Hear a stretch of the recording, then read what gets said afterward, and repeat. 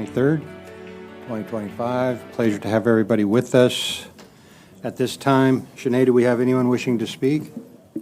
No, sir, we did not. Okay, city operations update, Chris? No update today, sir. Okay. Well, then I'll go ahead. I've got a proclamation for, if Heather would, and family advocacy people would join me up at the podium.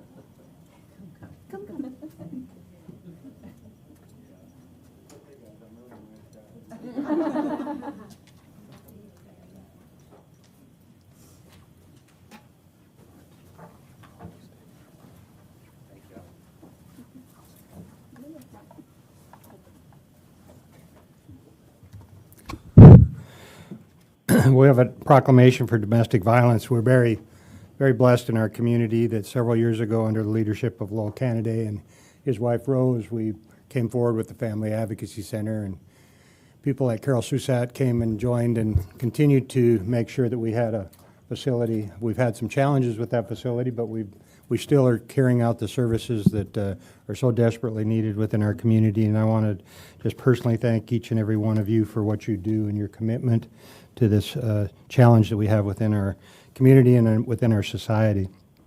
So we have a proclamation for the month of October, I guess. Am I in the right month? Yeah, October, for the month of domestic violence. So, whereas domestic violence is a pattern of abusive behavior in intimate relationships used by one partner to exert power, gain control over the other, and can include physical, sexual, emotional, financial, or physiological threats or actions. And whereas nationwide, 1 in 3 women and 1 in 4 men will experience domestic violence during their lifetime. And whereas almost 1 in 10 American children have witnessed one family member assault another family member, and growing up in a household with violence can negatively impact a child's development. And whereas the Family Advocacy Center seeks to provide compassionate support and healing to the victims of domestic violence by providing and coordinating community response that includes comprehensive criminal investigation, crisis intervention, information and referrals, safety planning, education on criminal justice process, linking with community resources and confident consultants services.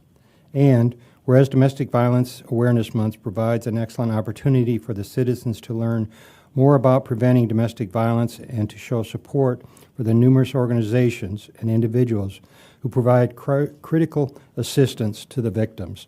Now, therefore, I, Rick Stouffer, Mayor of the City of Irving, and the Irving City Council, do hereby proclaim the month of October 2025 Domestic Violence Awareness Month in Irving, Texas.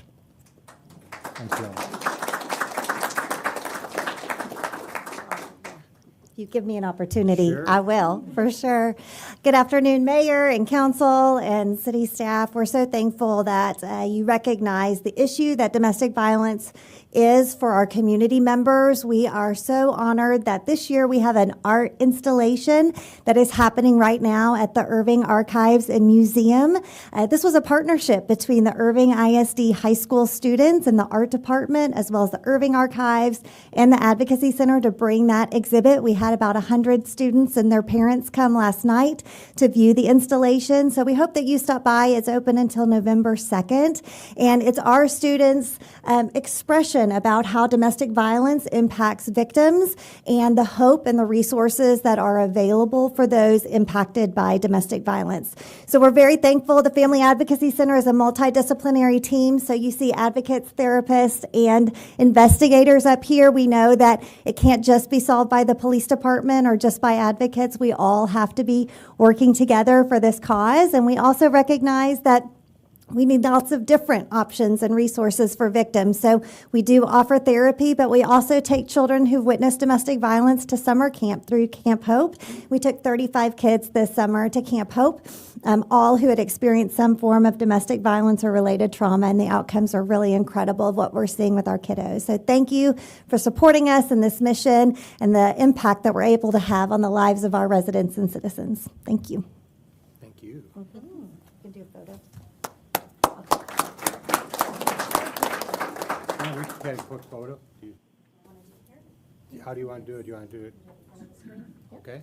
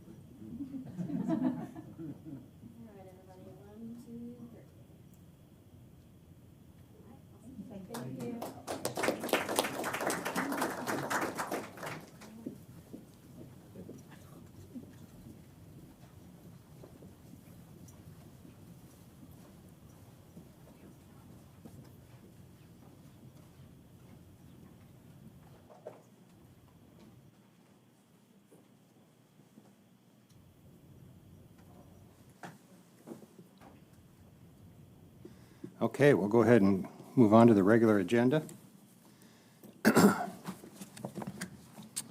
Items number 2 and 3 are work session minutes and regular minute meetings from October 2nd.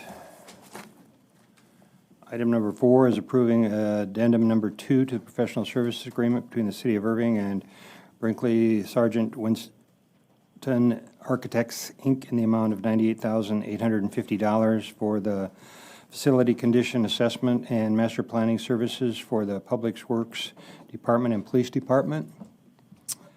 Item number 5 is approving change order number 2 to the contract with Humphrey and Morton Construction Company in the amount of $460,303 for the West Irving Creek Improvement Channel Project.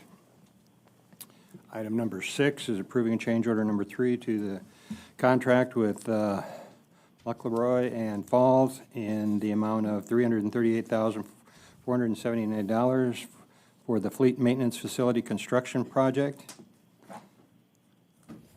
Chris, sometime when we get closer to the end of that, let's plan a tour to go look at that new facility, and just to, if we've got some before and after pictures, I think it would be very impressive for people to see Yes, sir. what we had and what we now have.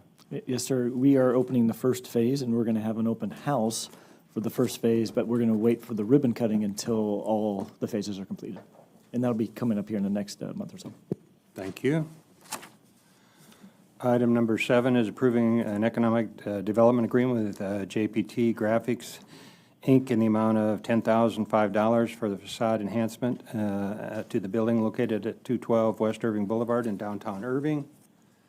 Item number 8 is approving amendment number 1 to Systems and Software, Inc. in the amount of $919,759 for the information system agreement and hosting service agreement.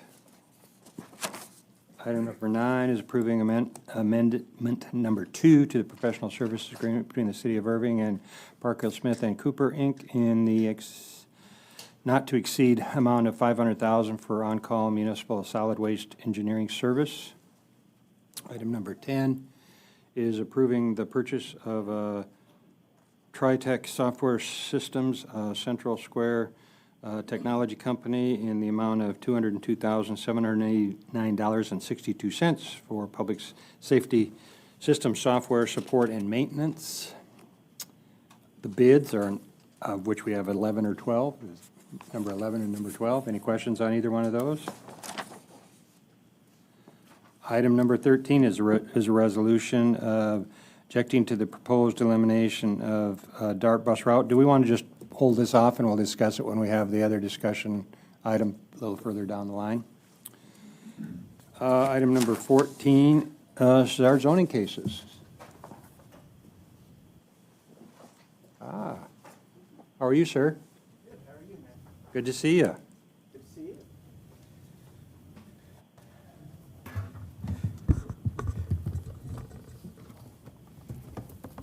Well, good afternoon, Mayor and Council. Ken Bloom, Planning Manager. First item is item 14. It's a special fence plan. It's 2025-270 at 715 West Tanglewood. Request is for an 8-foot tall fence within the 15-foot required side yard setback on a reverse frontage lot. Staff finds it does not meet the criteria for a variance for a special fence plan. P&Z recommendation, the vote was approved, the vote for approval was tied 4-4. So by rule, that is not a recommendation for approval, so it's a recommendation for denial. So it's a denial, but it's a tie vote. There were 6 responses in support. There was also a petition with 13 names and signatures, no responses in opposition. So this property actually faces Tanglewood, so that it's addressed off Tanglewood here, and then this is Ryan Street coming along this side.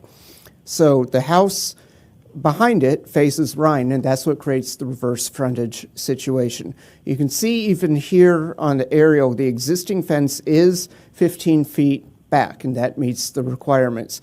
What they want to do is put the new fence about a little over a foot, about 1.5 feet back behind the property line along Ryan Street.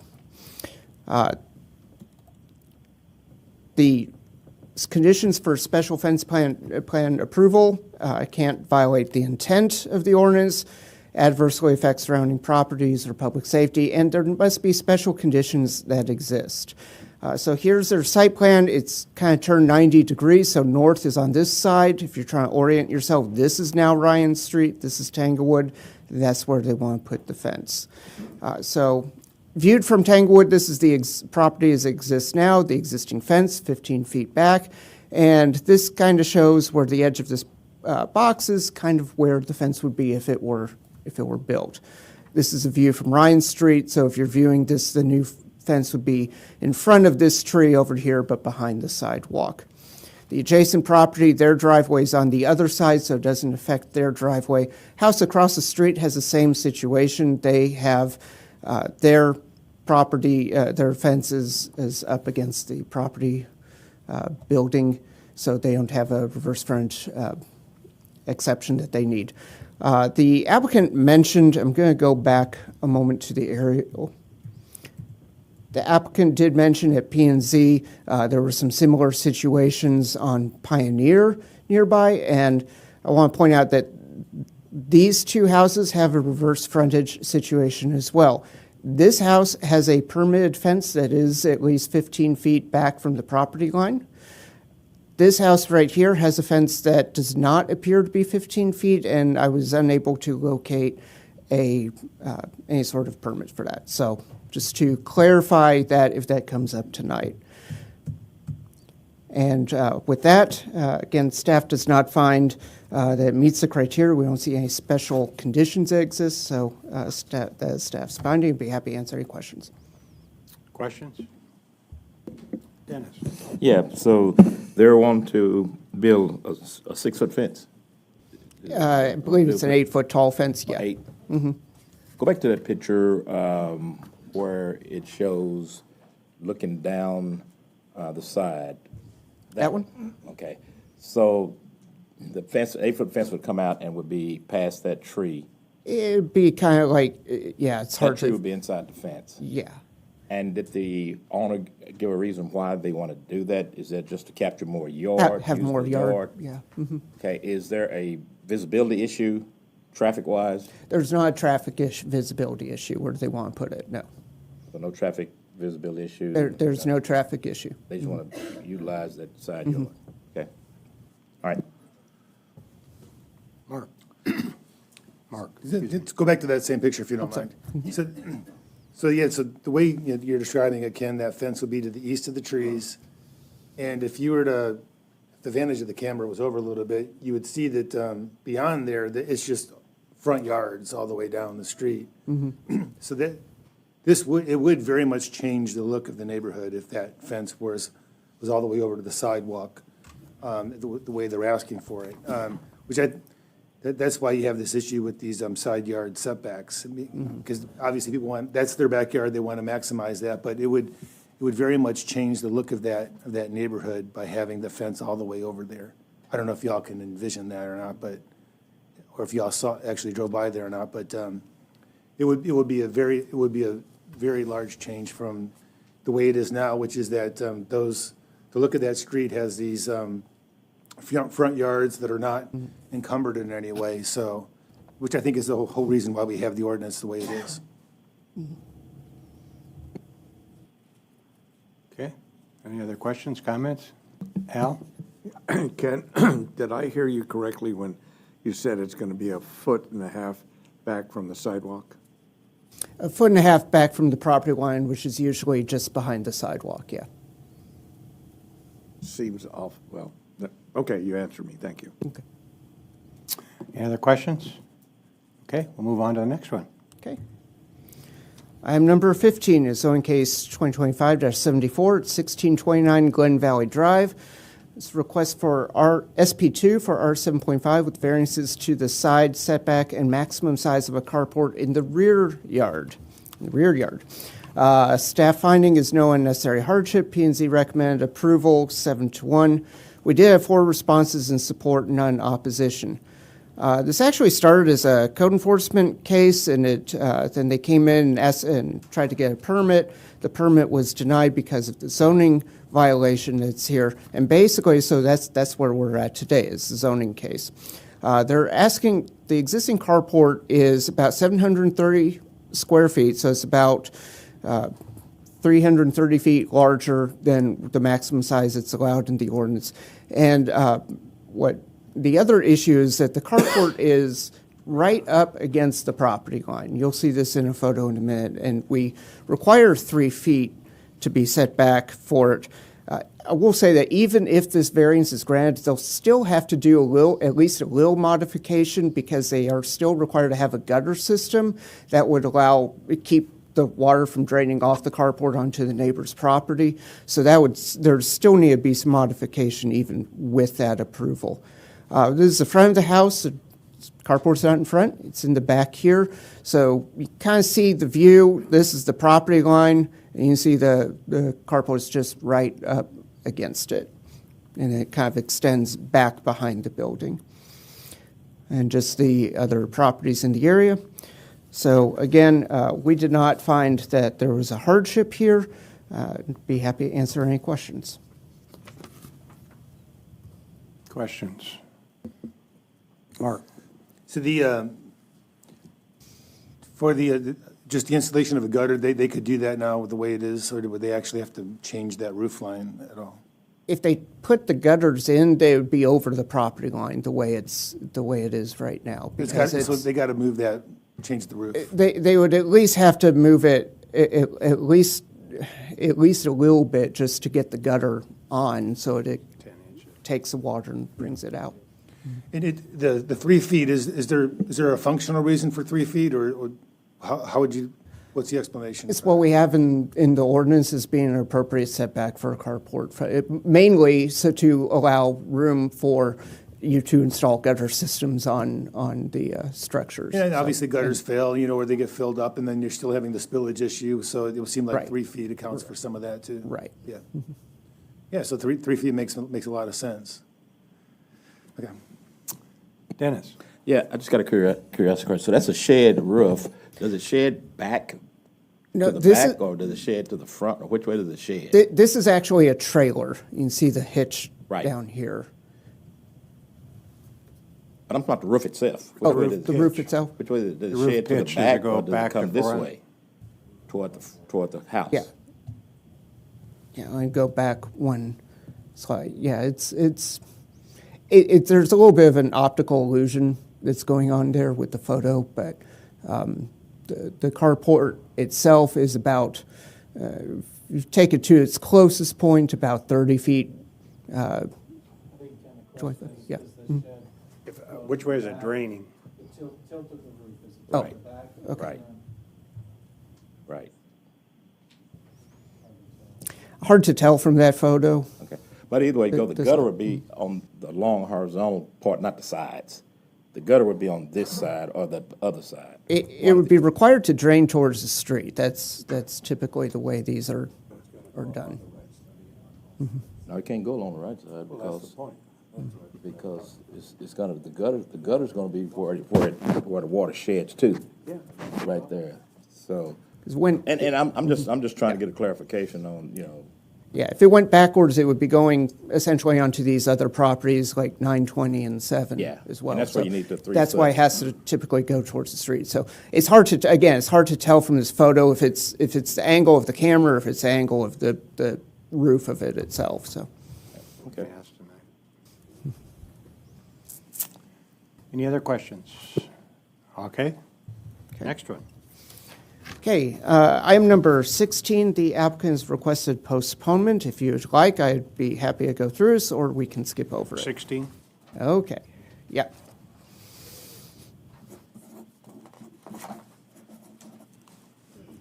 Okay, 17. 17 is zoning case 2025-212. This is at 512 North Sowers.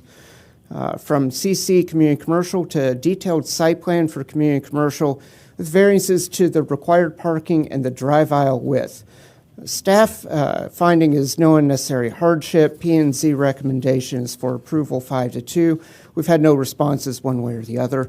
This is a property that's just to the south of the Family Advocacy Center. It's a small little piece. It's about just under 8,500 square feet in size.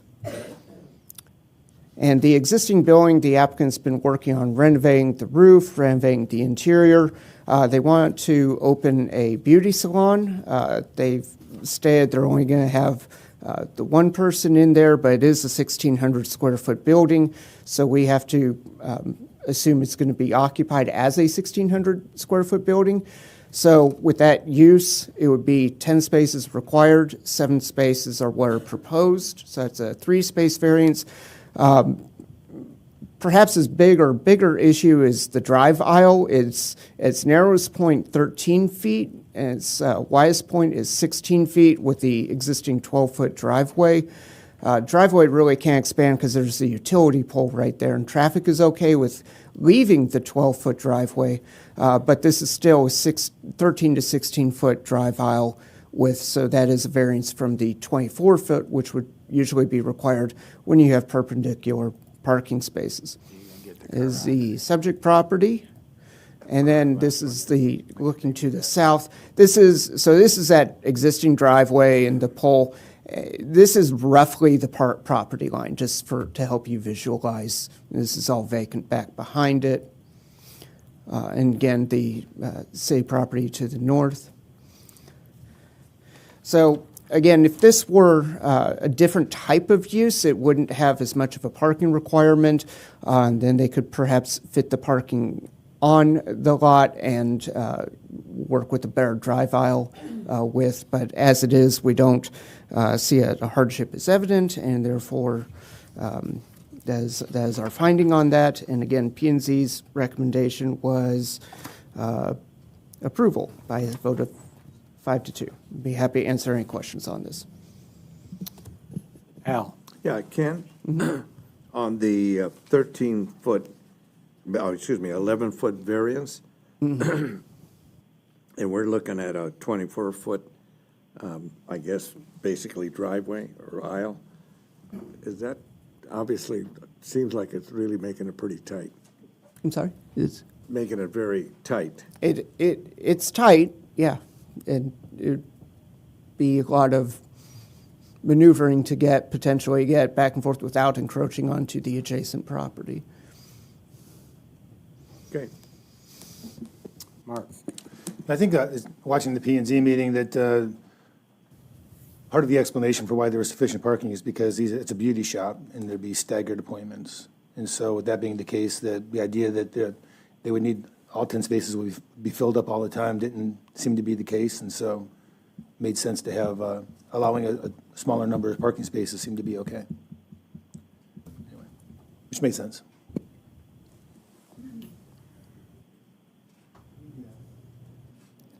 Any other questions? You know, the biggest concern is as long as it's a beauty shop, it's okay, but when it becomes something else and really, I'm trying to figure this out in my little mind, but if it's 13 feet and you've got a car on the edge there, you're gonna have a hard time getting back out of that one spot unless you back all the way back out onto the street. David? Yeah, I went out there and saw it, and she took a dilapidated building and made it look better. I think that thing's been sitting Oh, there yeah. for 50 years. So she went out there and made the building look better. That's about as much parking as you're gonna put on that spot. I mean, unless you tear down the building and build a 1,000-square-foot building, or, it's a weird property. But that's about as much you can squeeze in that place. Mark? I mean, could we restrict it to the variance to just this owner? Or is that just causing a lot of trouble to do? Like a SUP or something like that? Could we do something to make it where the use is restricted just to this owner? No, unfortunately, we zone the property. KO, if you want to jump in, but no, we zone the property, not the person. This isn't a CUP kind of situation. So is zoning, it'll go with the land. Al? Yeah, I think 15, did you tell me it was 1,500 square feet? Approximately 1,600. Okay. But that's kind of housed more than one person or stall, being a hairdresser or whatever. So the potential of it growing, I can't believe they're putting all that unless you thought that there was really an opportunity for them. Yeah, that's my feeling. So at least 2 and maybe 3. So at the end of the day, it's going to be really tight in and out. So, okay, thank you. All right, on to the next one. Okay, item number 18 is on case 2025-216. This is at 400 West Irving Boulevard. This is the Long John Silver's property, requesting a detailed site plan for Heritage Crossing corridor mixed use with variances to the Heritage Crossing District design standards. Staff does not find a hardship. P&Z's recommendation was for denial by a 6-2 vote. Property sits, again, here at the corner of Irving Boulevard and O'Connor. It actually has 3 tracks. If they rebuild, they would have to replat the property as well. So it's across from Joe's, Starbucks, and Bank of America. Their desire is to basically scrape the site and rebuild their new prototype. The Heritage Crossing District has stated goals, and essentially it intends to create a safe, accessible environment for pedestrians, and therefore requires the buildings to be adjacent to street frontage. So what the applicant wants to do, again, is demolish the existing building, build their prototype, and put the building would be right here. These are existing entrances off O'Connor and Irving Boulevard. The drive-through would start along the, really back here is the first menu board. So it would start around over here where this white line is, kind of go around along the entire O'Connor frontage, and then all the way to Irving Boulevard until you get out right here. So there are, is basically an auto-oriented design. They're asking for 5 variances here. The first one is shown here as the primary building frontage being oriented to the interior parking lot. They do have an entrance over here, but the 2 doors and the sidewalks and everything it's all oriented towards the parking lot over on the west side of the building. The primary entrance designed for the front door, again, there's a door, but the front is really off of, we believe, off of the interior over here. The drive-through lanes should not be located along Irving Boulevard at all, and it does come around on the north side of the building along Irving Boulevard. There's required street screening. They're required to have a 3-foot-tall vegetative screen.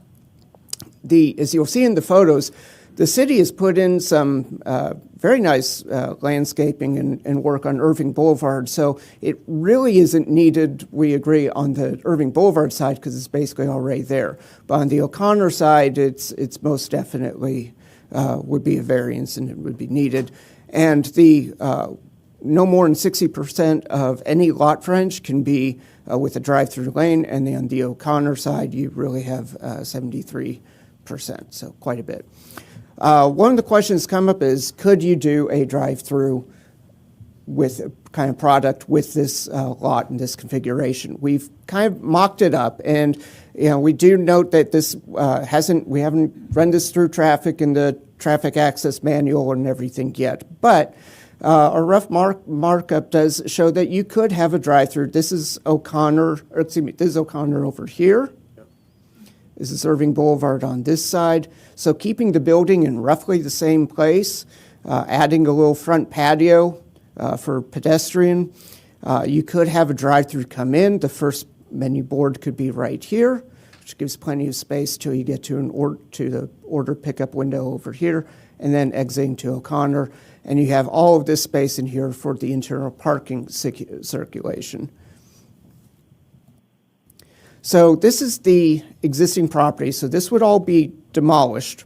And I have here pictures of two of their prototypes that they've built in other locations. I do want to note that they are not asking for any variances to the building design standards, which can be applied in the Heritage District. It's one place they can be. And those requirements include no wood materials, no EFS, and the use of 2 approved masonry materials at a minimum. What they're showing here their prototype design actually wouldn't comply, but they aren't asking for any variances, so we assume that what they ultimately pick will meet city standard, otherwise they would have to come back through. That being said, this is all we had to work with to kind of show as examples of what they would be doing. This is a good example in terms of showing the driveway as it comes back from the driveway and out to the street. And this kind of shows that landscaping that the city put in. This is why we don't think that a additional screening is required on the Irving Boulevard side. Again, you can see very nice work here. Again, the building would be demolished. The sign, they have explicitly said that they want the non-conforming pole sign to stay. Again, just the landscaping on the north side, Bank of America back behind. And then this is the drive-through. This is also where their existing drive-through is. There is no screening right now. If they were to follow the ordinance, that's more or less what it would look like with a 3-foot tall hedgerow. So it would help a little bit. Then the interior of the site as it is right now, again, the non-conforming 25-foot tall pole sign would remain. This just kind of shows the existing site and then kind of what their prototype would be as well. So again, from staff standpoint, we've evaluated the proposed variances against the intent of the Heritage Crossing District Development Standards, and collectively, we believe that these variances shown here conflict with that intent, which is to promote a pedestrian-oriented corridor. And so since the applicant is demolishing the site and the site is of a sufficient size to accommodate the standards, and I think we've found some ways to creatively do a drive-through that would meet that, staff does not find that there's a hardship in this case. And this is not a use, it's a hardship case, so or variance case. So that's why the recommendation or finding is a hardship. Be happy to answer any questions. Al? Yeah, this reminds me of the same debate we went through with Starbucks. And for the same thing with the window and the pass-through and all that. So the staff is recommending denial? Staff finds no hardship. There are some differences, some similarities and differences with the Starbucks. The applicant, for example, has you mentioned the windows. The applicant has verbally said that they would put similar type windows like what you have on the Starbucks, but they have not put that on the site plan. So we can't there's nothing that we can hold them to. The other thing is that the Starbucks has had some queuing difficulties since it opened. But even it also had requirements for a mix of masonry materials, additional landscaping, a monument sign, and none of these things are part of what the current proposal is here at the Long John site. Ken, I guess in your discussions from the staff side, if they're going to scrape the building, that means that whole section is going to be open for design or new design. And so would you all, what I'm looking at is the one that you all recommended from the staff that looks like a, kind of a horseshoe to Yeah. get in and out. It's still coming in off of Irving Boulevard going out on O'Connor, am I correct? Yes. Okay.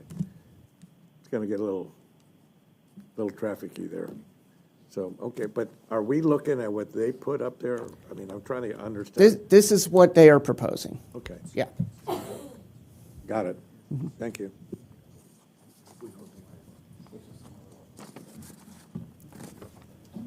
Abdul. Thank you, Mr. Mayor. I'm very much familiar with that location. I go often over there. It's a very old building. It's, when you're going towards south, right in the front, before we have other new developments down on the street, this is the first building we come across, and it's very old. And I'm glad that they are going to tear it down to build a new one. And I would like to see the new one coming up with the new design and whatever that is needed. But I was looking at the applicant is demolishing the existing building, and the lot size is adequate to accommodate the standards. The staff does not find any unnecessary hardship. So I would say that I think we would like to see some new developments in that area, and this is one of them. So, thank you. Mark? So with the discussion about being oriented to the parking lot, we don't have a rendering actually, so we can actually see that. The applicant showed a rendering at P&Z, but we don't have a copy of it. so. Okay. But yeah, like the way you. so What we have are like you their just said. prototypes that, Yeah. this is what they showed basically at P&Z. Can you go back to the slide that you were just at with the drawing? Yeah, that one. So the parking lot there is to the left, and that's where the front is facing the parking lot. Is that what you're saying by it's oriented to the parking lot? Right. The two doors over here. And so then if you're driving down Irving Boulevard when this is built, you just see a sidewall of the building. That's the way it would be constructed, right? It would just be a sidewall off of Irving Boulevard. Yeah. Yeah, and I think, as I recall from the P and Z meeting, that I think the applicant was saying that the reason why they're not showing anything oriented to Irving Boulevard is because they don't have a prototype that would fit this lot. That's correct. Yeah, I'm with Abdul. I mean, I'd love to see the new construction, but I kind of agree that I don't know how we have a new restaurant there that's oriented inside to the parking lot that way and not to Irving Boulevard, not even to O'Connor. So, thank you. Dennis? Yeah, so I am kind of curious about your first two, the front entrance being oriented to the interior parking lot, and apparently that's only in the Heritage District, because that's not in the rest of the city, right? Correct. Why? Because Heritage Crossing is a district that's designed to be pedestrian-oriented and to favor the pedestrians and to be comfortable for pedestrians from a safety and comfort standpoint. But to me, it's a burden to the developers. It's a disincentive to somebody who wants to build something. We got this all over town. You know, I can name off the restaurants you got where the front of the building faces the parking lot. McDonald's, Wendy's. I'm just all over town. I don't understand why I understand you're trying to make it walkable, but let's get real. It's Irving Boulevard. I mean, that's O'Connor, okay? Ain't nothing to the west of it. So where are they going to be walking to? So I'm not understanding that requirement to have this building on this corner have to have the front of it facing O'Connor. People are going to drive to that building, and most of them are going to go through the drive-through to get something. So they're not going to be walking over to Long John Silver's to eat, you know.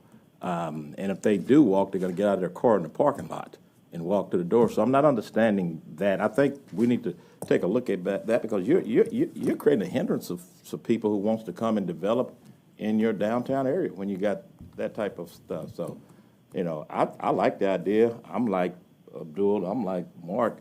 You know, we want development down there. We want to get rid of some of these old buildings. Let's not make it too hard for people to do this. So, John? Thank you, Mayor. I do agree with Dennis on one point, that it is creating a disincentive for this kind of development downtown. And for that reason, I'm not in support of the case. We are disincentivizing the developments that we don't want to see down there. We're trying to incentivize the developments we do want to see, and we're trying to direct the development that we see downtown into what we would like the entire area eventually to become. That's why we have the CUPs on auto-oriented developments. You know, that's why we're putting all this money into building this walkable, nicer area. We just had the pop-up event that Better Blocks did downtown. There's another event down there coming up in just over a week. I encourage all of my colleagues to try and be there if you can. There are a few more. They actually did a pretty good job with putting that pop-up. But those sorts of things where you're incentivizing these walkable things, yes, right now, what are people going to do if they want to go eat Long John Silver's? They're going to drive down there. They're going to go through the drive-through. Yes, there's nothing to the west of there right now, but there will be. No comment. But there will be. You know, the point of this form-based development that we've got in place in the Heritage Crossing District is that we are trying to direct the development. We're trying to shape the future of that area. And this kind of development, as much as it would fit anywhere else in the city, it doesn't fit with the vision that past councils and, to my thinking, this council has for the future of that area. So for that reason, I'm against it. Al? I guess I'm trying to figure out what do we want there? I mean, that's one of the things we may want to think about. How do we entice, whether it's going to be a franchise or whatever, so that we really are helping, because that's a key corner. And I remember what we went through with Starbucks and the angst that we all had because we wanted to see that there. So I'm kind of saying, okay, well, let's try to incentivize whatever makes sense going there. So, thank you. No other questions? I think the challenge they're running into is with most franchisees, when you've got an older building like this, if you want to keep the franchise, they're going to make you clean it up and do something different. And it's hard to believe, but Bruce Burns convinced me one day to go spend a couple hours sitting there. That is a busy place. Yep. They sell a lot of stuff out of there. And so what bothered me, Ken, was the assumptions. We're assuming that they know what the standards are, that they're going to use two types of this. I'd like to see if there's a way we can tie this thing down a little better with them. And I understand what they're telling you. They don't have a prototype that fits. But to me, obviously, they have a good business there. They have a nice lot there. And they want to clean it up just like the McDonald's did a few years ago. They scraped that one and rebuilt it. I'd like to see if we could get some type of a working relationship with them where they could come in with a different locale of how the product would fit, because you're telling me that the material's got to be different, so that's going to make the building look different, so that's going to affect how they eventually do it. So my take on this is I would like to see if there's a way we could work with them to tie down those details. You know, that's more and more what I hear from developers and stuff is there's assumptions, but when you have assumptions, that means you really don't know. And so I would rather have something that we actually know rather than we assume they're not going to do this, and then they assume they are going to do this. So neither assumption is right. We've had multiple conversations with them, and we did, they're not local, they're out of That's what I figured. Kentucky. And we did get on a Zoom call with them, and we actually asked, do you have something that's a more urban type of product? And their answer was, no, we don't. They are aware, we did make them aware at the meeting, and multiple layers of the design requirements, of the materials requirements. So we have tried to work with them. Okay, well, that tells me what I need to know, because if you've tried and they're not willing, then we know where we are. But if we haven't tried, then that's another story. But since we have, I appreciate knowing that. All right, on to the next one. Okay, item number 19 is on case 2025-243. It's at 2713 Douglas Avenue. It's an SP2 generalized site plan for R6 with a variance to side and rear yard setback for an accessory structure. Staff finding was no unnecessary hardship. The P&Z recommendation was for approval by an 8-0 vote, and we've had no responses one way or the other. So it's just basically a 10.5 by 10.5 building. It's about 11.5 feet tall. Because of the height, it actually is required to be 6.5 feet back from the side and rear property line. It's actually, where it's located, is 3.5 feet more or less from the side and rear, making basically a 3-foot variance on each side. What's interesting is there is also a utility easement back here that includes Encore power lines. The applicant did actually meet with Encore and this letter should be in the packet, did actually get an email from Encore stating that they were okay with the building being located where it is. If this case is approved, they still need to get a license to encroach from the city, but they've already basically gotten that from Encore for these lines that are overhead here. These are code enforcement photos of the existing building. You can see its proximity to the property line. You really can't see it from the front. So again, the request is to keep it at the current 3.5 feet from the side and rear property lines. Staff believes they could move it if they, so there's no unnecessary hardship. With that, be happy to answer any questions about this one. Questions? Okay, on to the next one. Okay. Item 2025-282, that is at 922 East 5th Street, is a variance to allow a covered patio to encroach in the front yard setback. We did not find a hardship on this. P&Z recommendation was for approval 6-2, and there were no responses. So the applicant started construction without a permit, and the buildings on this street, the residences have a 30-foot established setback, and so they are building it. It would be basically an 8.5-foot variance. It would be 21.5 feet from the front property line. Applicant stated that their reasoning for this is to try to keep water from coming into the building. This is the structure. They did, after they were notified, they did a little bit of additional construction, as is noted in the staff memo. I want to clarify that that was done to help stabilize this. As you can see, they did not finish this out. They just were trying to keep it so it was stable while the process was going on. So this is what they have right now, but it does show basically what it'll look like once it is finished out in terms of the size and height of it.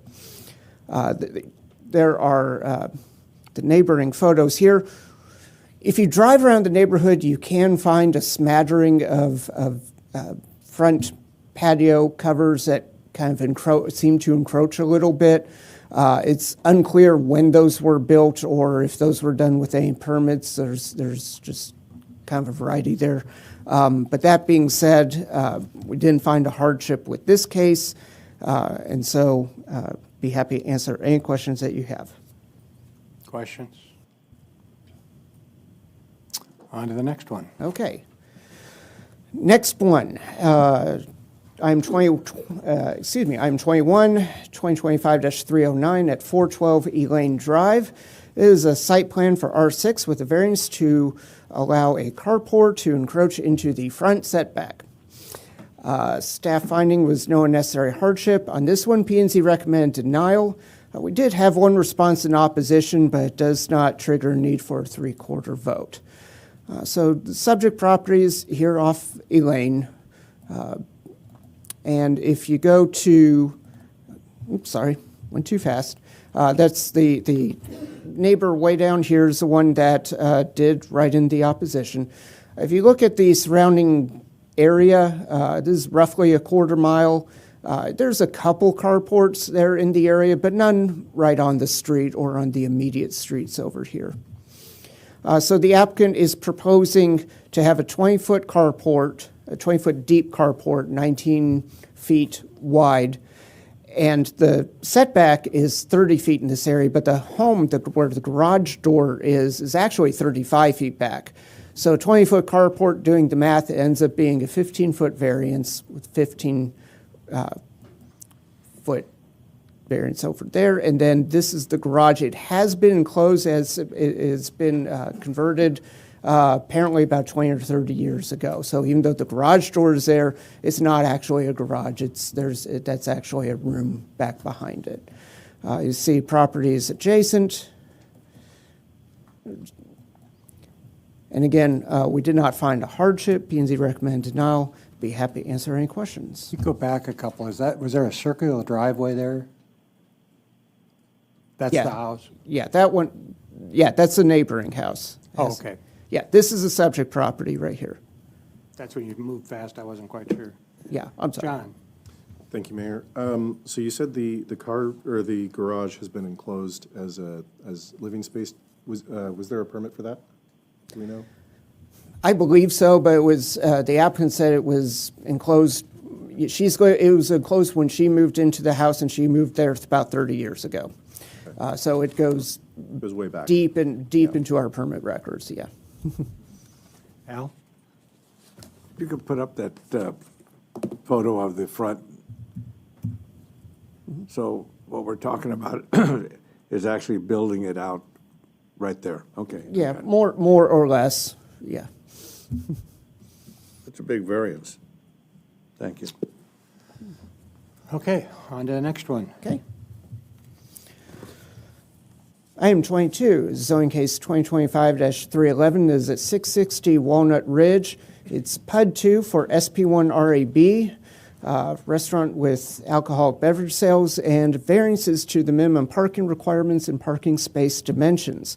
The staff recommendation is for approval of the RAB and the parking depth variance, denial of the variance of the number of parking spaces. P&Z recommend approval with all the variances by a 7-1 vote. We do have one comment form in support, in opposition. It is one that surrounds this property, so it is 35.4%. So a three-quarter vote will be required for approval of this case. So this is the site of the former Bennigan's. It was damaged by fire and demolished, and the applicant has rebuilt. You have the hotel kind of surrounding here. This is the property it wrote in the opposition. It is in the PUD. There's the opposition map. And so the applicant has built a building. It's about a little over 8,000 square feet. It's about 3,000 square feet larger than the previous building. They had to remove a few parking spaces, but they're asking for the same parking variance that was on the site when the Bennigan's was in business. That had been repealed a few years ago, and now he's asking to put it back on as he rebuilds the site. So he's asking for the same one space per 2.85 seat variance. That would be based on the number of 50 parking spaces that are on the site. That'd mean he could have 143 seats. As I mentioned, it is an SP2 or is SP1 RAB. This is a multi-tenant site. So he's asking for RAB for multiple tenant sites. So each one will come in and have to get their own TABC license and their own and have to meet their own individual 4060 requirements. That, we can do that now because we don't require floor plans. So because of that, we can kind of zone the building and say, this is going to be a building where alcoholic beverages served.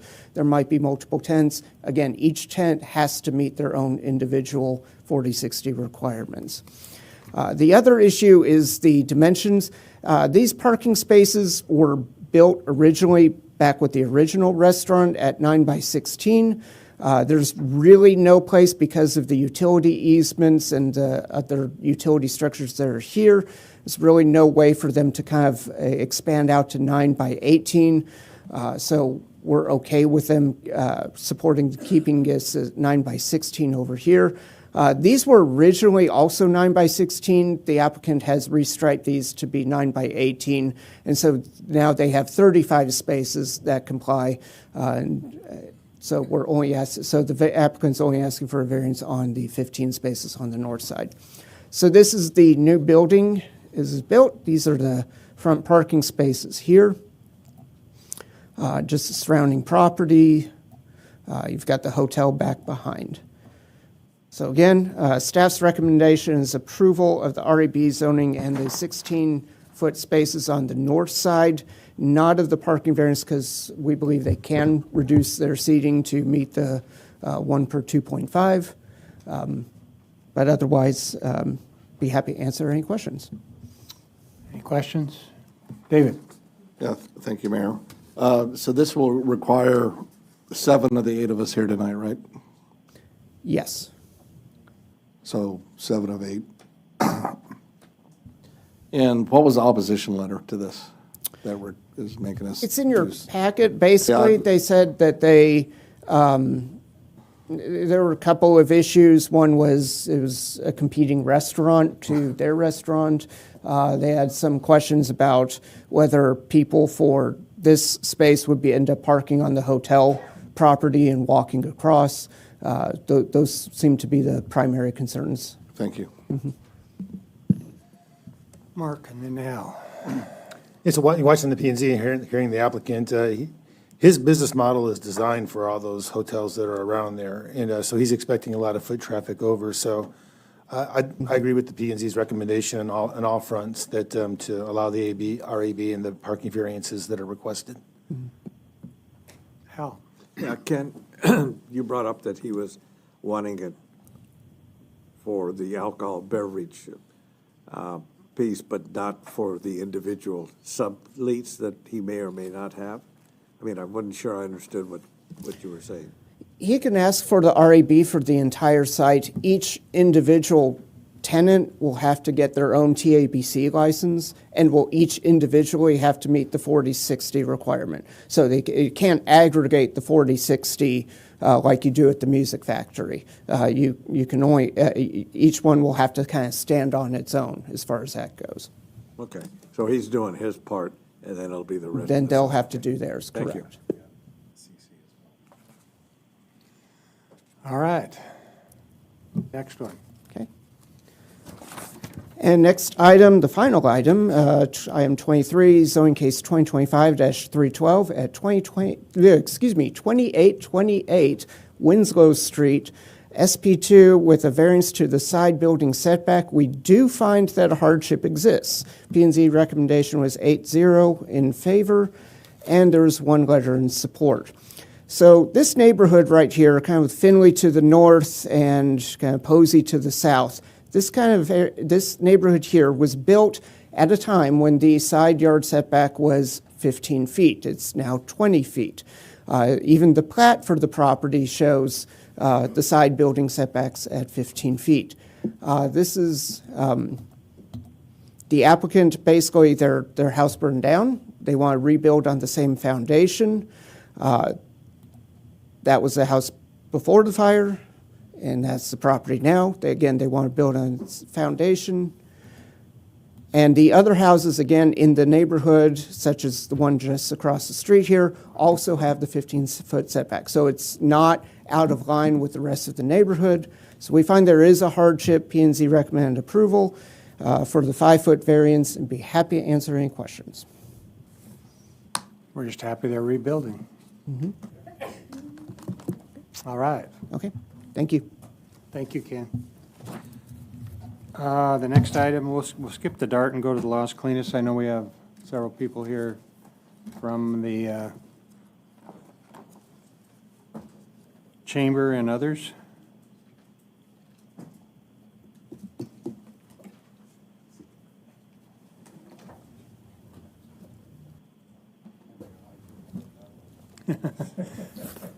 Beth, I want to congratulate you on your good work on Wells Fargo.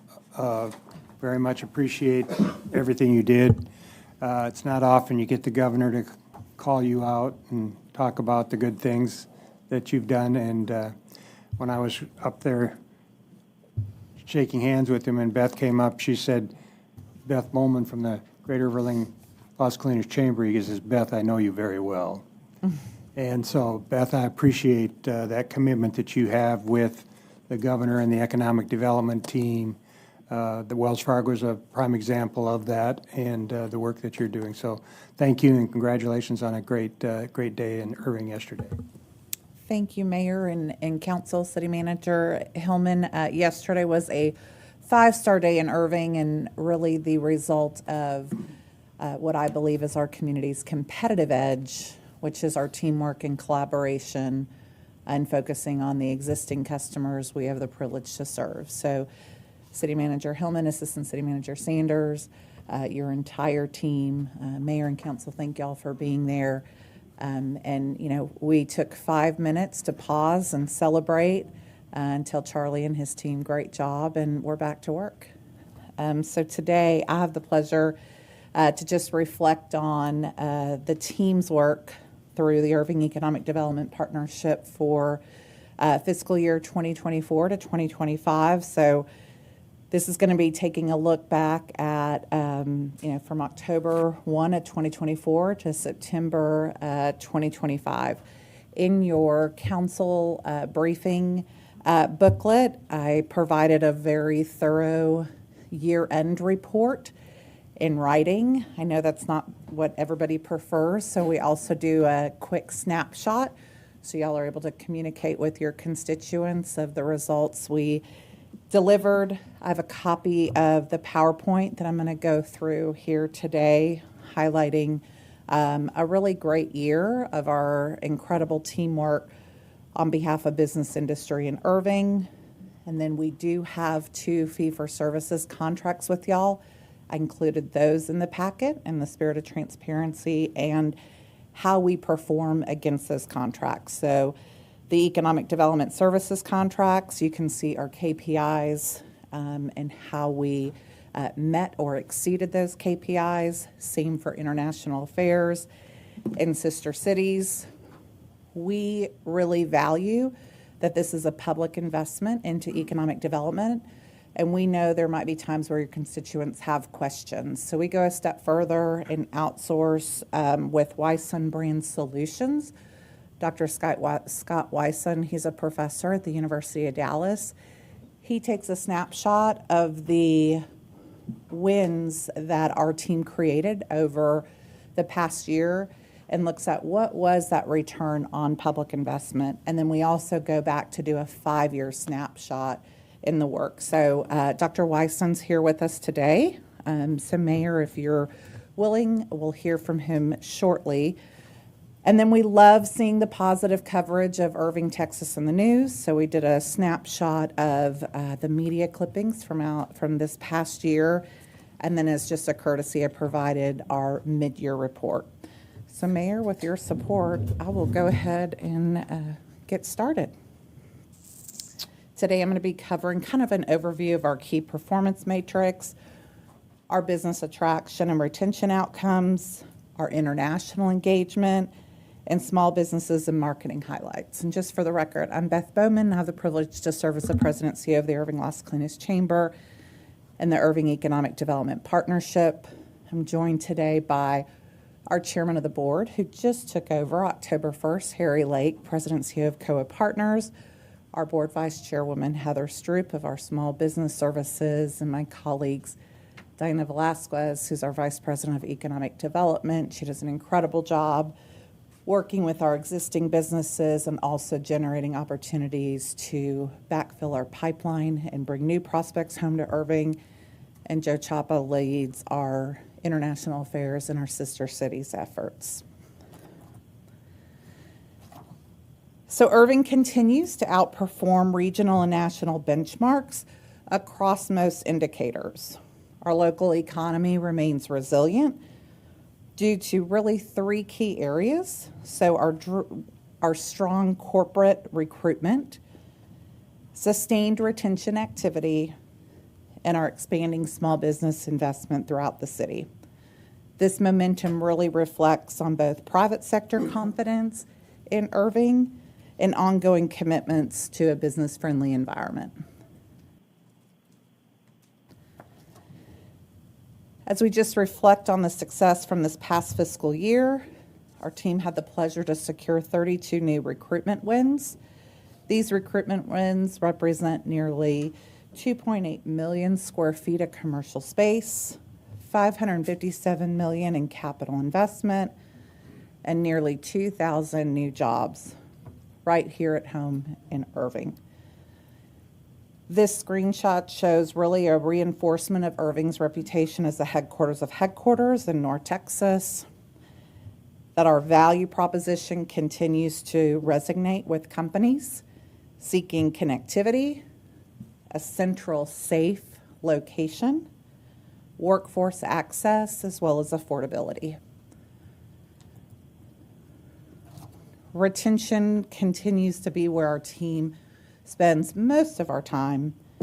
As we take a look back on last year's retention success, we had 19 expansion and retention wins, totaling more than 1 million square feet of commercial space, $15.3 million in reinvestment,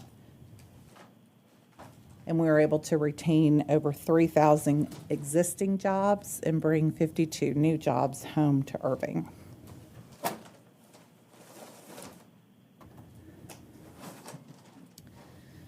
Beyond corporate projects, our team continues to see strong entrepreneurial and retail growth.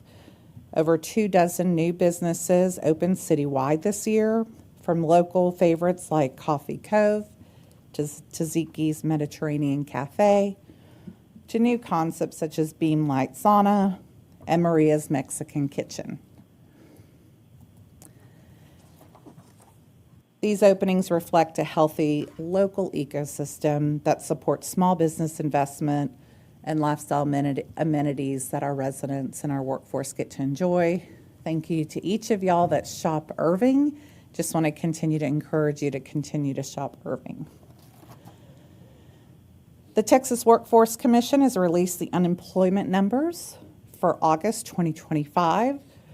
Irving continues to have low unemployment, lower than the state of Texas, as well as national unemployment rate. So Irving's unemployment rate came in at 4%. The state is at 4.7%, and our national unemployment rate is at 4.5%. These results are not seasonally adjusted, and Irving's unemployment rate has continued to remain at or below 4% since March of 2022. As we look at our submarket occupancy rates across the city's submarkets, our office and industrial rates continue to remain stable or improving. When we look at Las Colinas, we continue to show healthy absorption, while South Irving and Freeport industrial spaces are maintaining high utilization above 90%. And this data that you're seeing on the screen comes from CoStar, illustrates a strong demand and confidence amongst tenants and developers, but we definitely have an opportunity to capture tenants coming into our community and fill in that vacant space. So we transitioned to international affairs in sister cities. This team is operating at its peak, consistently delivering top-notch results on a global scale. I just want to really give a shout out to Councilman Zapanta for his leadership in this area, as well as Mayor Stouffer Mayor Pro Tem Block, Deputy Mayor Pro Tem Cronowit, Councilman Webb, y'all have throughout the year really stepped in when we've had inbound international delegations and helped us host. You see here a picture of Mayor Stouffer addressing an international delegation and audience at the Irving Infrastructure Summit. And Joe on our team worked with the city team to deliver that event. In addition, the team was a part of 6 trade missions, inbound and outbound, 1 international cultural event, 2 international visits, and participated in 4 trade show events. Some additional highlights: we had the opportunity to participate in the Sister Cities International Diplomatic Dinner and Annual Awards Celebration in Fort Worth. We sponsored and co-organized the International Panel Texas, the Gateway to the Americas at the Irving Infrastructure Summit. So a photo that you saw on the previous slide. And participated in the 55th International Paris Air Show with our partners at Texas Economic Development Council in France. As we transition to amplifying, telling the Irving Las Colinas story, there's a couple of examples of these in your packet from Site Selection Magazine, the infrastructure issue. We've got it flagged where you can see our ad, A Workforce That Works.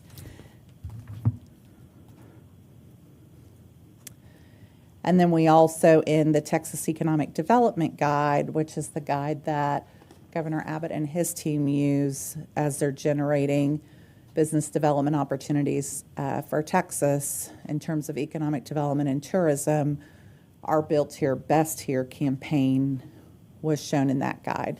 And both of those samples were presented in your packet. We're also taking advantage of digital opportunities. Our digital presence continues to grow. This year we've had over 245 new targeted followers for a total of over 25,000 followers. We've added 60,000 views on Facebook, LinkedIn, and X. And our digital marketing campaign recorded 1.5 million impressions. We like seeing Irving positively positioned in the national news. So here's just a couple of highlights of some above-the-fold press that our community was able to benefit from, the great work that our team produced over this past year, and the companies that are based here at home in Irving and the positive impact they're making in our community. Abbott to invest millions in Irving facility, for example. Small business continues to be the backbone of Irving's economy.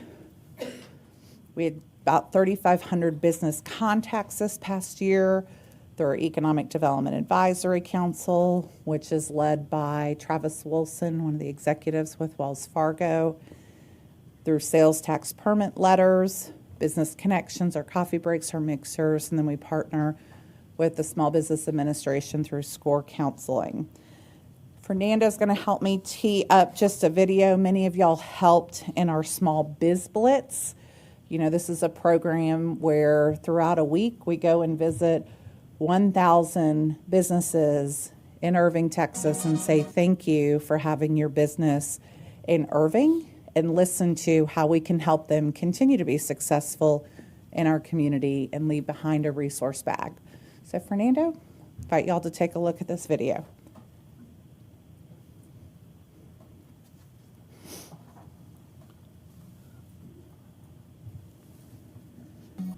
Over 8,500 small businesses call Irving Las Colinas home.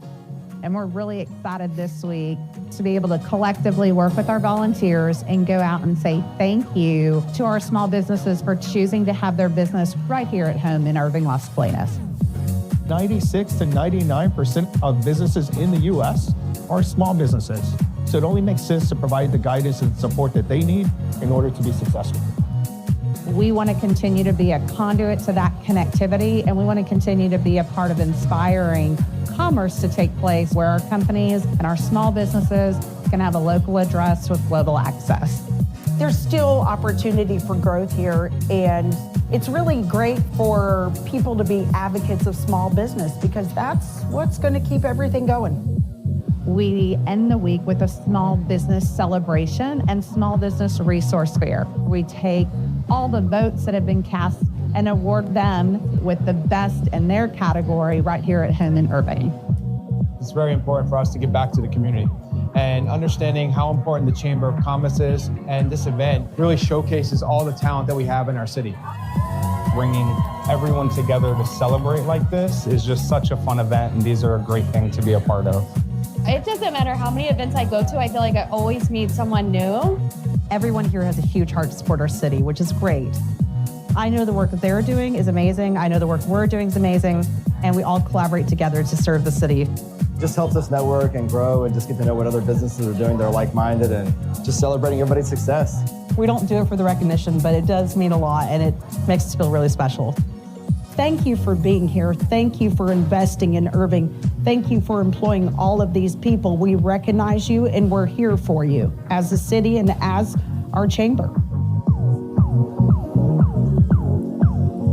Again, Mayor, Council, City Manager Hillman, your team members that helped us reach out and thank 1,000 small businesses. We started this program 6 years ago, and we have officially personally thanked 6,000 businesses. So we're going to continue to do it this next year with the support of our board. Moving on, also from a site selection perspective, our team's responsible for providing business intelligence to our customers day in and day out. Again, really making sure they have the latest news of what's happening locally and amplifying the opportunities in our community. It's just an example of some of the trade shows and domestic trade missions that our team participated in, from FDI Institute Live to Consultant Connect in New York City. So we lean in a little bit more from the business retention and expansion side. We've had over 300 retention visits, both in person and virtually, connected with over 3,400 businesses to date. As I shared earlier, delivered 19 retention wins. We've got about 150 prospects in our pipeline, 55 we would say active, meaning throughout any week the team's working on securing those prospects to become wins. And we sent over 1,000 new sales tax permit letters to say welcome home to Irving to those businesses. I also want to just thank our immediate past chairman, Steve Love, for encouraging us to lean in. You know, in Irving, we're known as the headquarters of headquarters, but we have a lot of manufacturing taking place here. So at each of your place settings is just a little shirt that we encourage you to wear proudly of Irving. That is, you know, a location, you know, in a city that is built to build. It's got a little tag, and I'll just amplify this message on the back of the tag. This shirt is really a token of appreciation of the important role that each of you play in showcasing our community's industry and talent. Together, we're celebrating the innovation, products, and people that make Irving Las Colinas a hub of industry and talent. And that's so true. So y'all please wear these proudly. If you need another one, let us know. But to those of you on council that were able to attend, City Manager Hillman, your team, and Assistant City Manager, we were all excited to kind of get a peek behind the operation of these businesses and what's happening right here in Irving. Fernando, if you'll roll that National Manufacturing Week recap video, we'll give you a little insight of some of the businesses we got to visit this past year.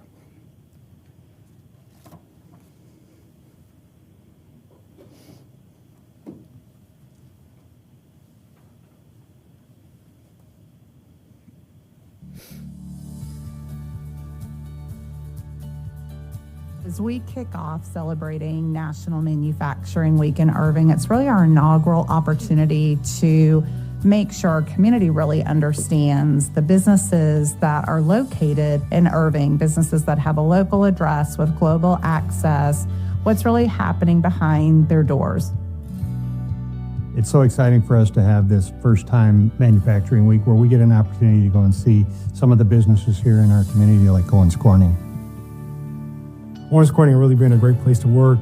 Real proud to partner with the local community around us, with the local schools, and as well as just let our neighbors know that we are here and we want to partner with them to keep the environment and area safe as we can. Well, our partnership helps companies like Smith's Interconnect and manufacturers do business easier. We want to make business easy for them, both from providing workforce to be able to retain their workforce and be able to grow their business. When companies come here, they know they have support organizations as well. So it's a very welcoming city, but also a city with a lot of companies here. When you need help, you just look around the corner, there's going to be another company to help you out. Again, thank you, Councilman Pfaff and Assistant City Manager Sanders, Mayor, Councilman Zaponta for participating in National Manufacturing Week. We know we have a lot of asks in front of y'all, but our goal is to continue to do this event next year and give a sneak peek inside the great work that's happening in our business. I shared earlier in my presentation that we had retained an independent consulting firm of Wyson Brand Solutions to perform a 1-year and a 5-year return on investment study of the benefits of the city of Irving's receiving from its public investment in making that it's making into economic development services and international affairs sister city services. Dr. Wyson's full reports are in your briefing booklet, but at this time, Mayor, Council, I present to you Dr. Scott Wyson. Good afternoon. Good afternoon. And you just click right here, this side of the mouse to advance the slide. Right there? Oh, you said. Right there. Gotcha. Yes, sir. Good afternoon. So, like previous years, the Chamber did an excellent job this year. I was trying to think before I got here, how many years have I done this? I can't remember, but there's never been a bad year. They do an amazing job. So I'm walking you through just 4 quick slides to kind of highlight some of the success from the Chamber's wins this year. So for every dollar the city of Irving publicly invested in economic development services, you received or resulted in $594 in economic output, $328 in worker earnings, which equates to $16.92 as far as taxable sales, or 17 cents in additional sales tax for Irving, and $1.43 in additional property tax for Irving. But most importantly, at the very bottom, it says 1 direct job was created for every $518 in public funding from the city of Irving. That's truly amazing. So I won't bore you with every single number on here. The 2 key numbers are this first line here, that's the investment in the Economic Development Partnership. So it's $2.6 million. The second to last line is the total additional taxes collected by the city of Irving, which is $4.2 million. That results in 160% return on investment. The Chamber has had years with higher than that, but I joked with Beth earlier, I'd like to invest in something where I could get 160% return on my investment, regardless of what that investment is. If we look at the last 5 fiscal years, same thing. For every dollar the city of Irving Public was $926 in economic output, $434 in worker earnings, $22 in additional local taxable sales, or 22 cents in additional sales tax, and $1.71 in additional property tax. A direct job was created for even less money. For $350 in public funding resulted in a direct job. And then you'll see on the next slide, but I wanted to put it here as well, for the last 5 fiscal years, the return on investment has been 193%. So once again, if you look at this top line here, this is the public investment the last 5 years, almost $12 million, but that's resulted in almost $23 million in additional taxes, which once again is 193% return on investment. Like I said, I can't remember any year where it was just a phenomenally high number. Beth and her team, as she just pointed out, worked very hard to retain businesses and bring in new business. So I can't say anything more other than what a great job they're doing. So does anybody have any questions about the numbers? Questions? Okay.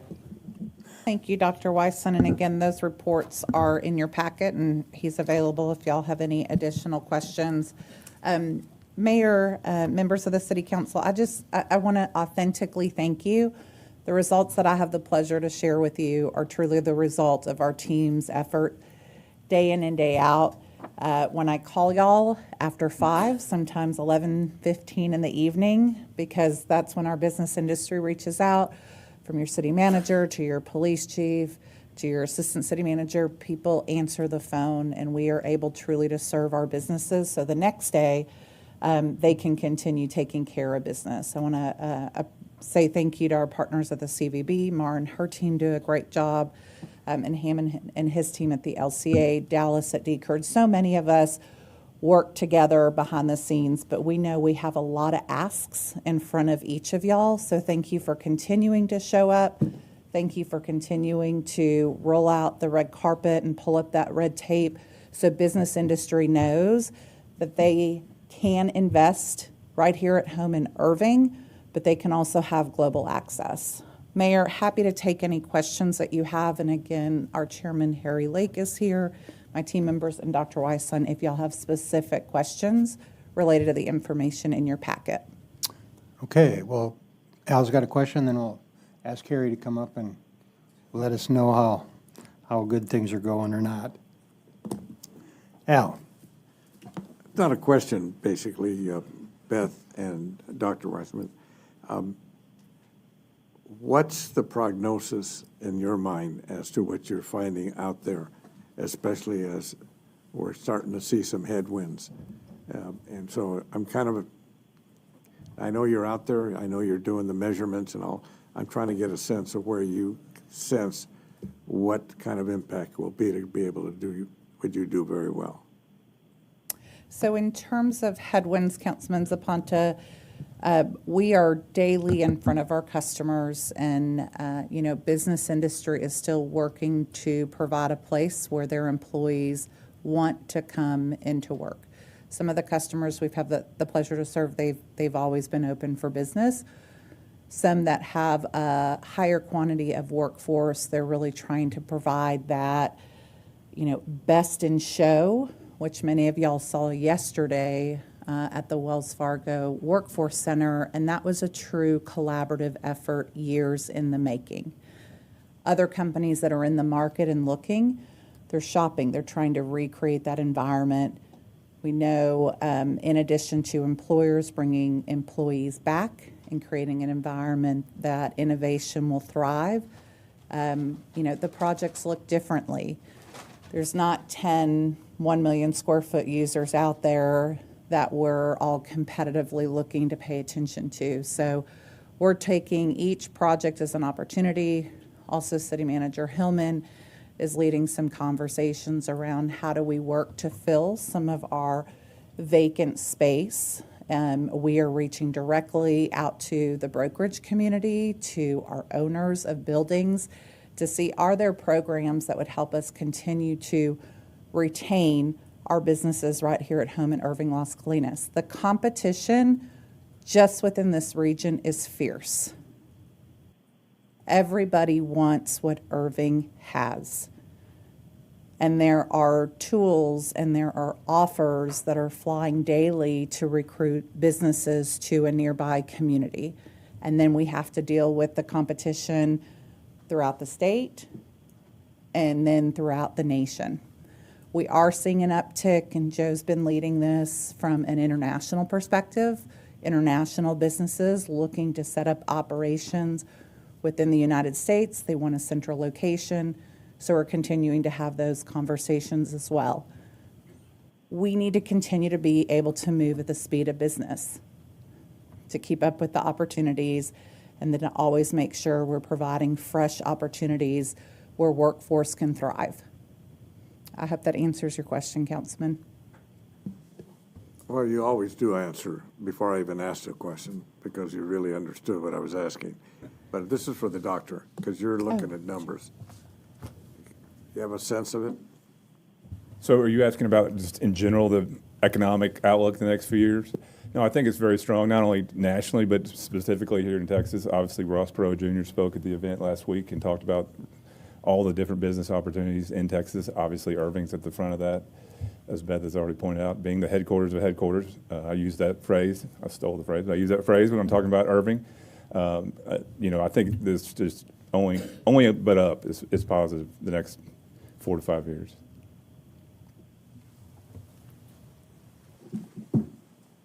Other questions? Other questions or comments? Beth, I would just say that, the challenges, I think, are going to be greater than they've ever been based on what we're seeing as far as occupancies in buildings and maybe one of these days we can bring back one of our subcommittee meetings and talk a little bit about the age of buildings within the city of Irving and what CoStar thinks our potential challenges will be over the next few years to actually fill those buildings compared to what other cities are doing to do those things. And I think at some point we're going to have to face the reality that we're going to have to come up with some type of dollars to use for an economic development fund to deal with those building rehabs and things of that nature, as other cities are now starting to do. You're seeing more and more where 20, 30, 40, 50, $60 million a year being put into their economic development funds to make sure that they have the incentives to do what we've been able to do in a lot of ways. We were able to do it with the Vistra building, where you had a building that had been sitting empty for number of years. I can't remember if it's 15 to 20 years it was empty. And really it just needed a new parking facility and it needed a few other things, which we were able to step up through as a city and pay for and work with the development of it. And I think you're going to see that that's something we're going to have to take seriously, that we've been kind of skating around the issue for a while, but I think more and more of these buildings are at a point where people, if there's no good financial reason, they'll just level them and do something else. And I worry that's been our bread and butter over the years, is to have the office market that we have, and I surely don't want to lose any of that. So I think anything over the next, at least the next 6 months when I'm here, I'd like to really take a good hard look at what the projections are from CoStar and some of the other, and Harry, you've got the opportunity. You're in the field day in, day out, seeing what these buildings are doing, and you're seeing what's on the market. You're seeing what's not being taken care of, what they're doing in other cities, and I think we really need to have that insight. And I understand it's always a difficult one, because once you start talking about it, unfortunately, we can't have a decent conversation because of open records and meetings and things of that nature, where we can bounce ideas off without being told that we're doing something that we shouldn't be doing, or saying something that could get us in trouble. But the reality of it is we have to have somebody that's out there kind of helping us and filling in those blank spots. So, Harry, I appreciate your perspective on some of that as well. Mayor, if I can, before Chairman's remarks, just a couple of comments.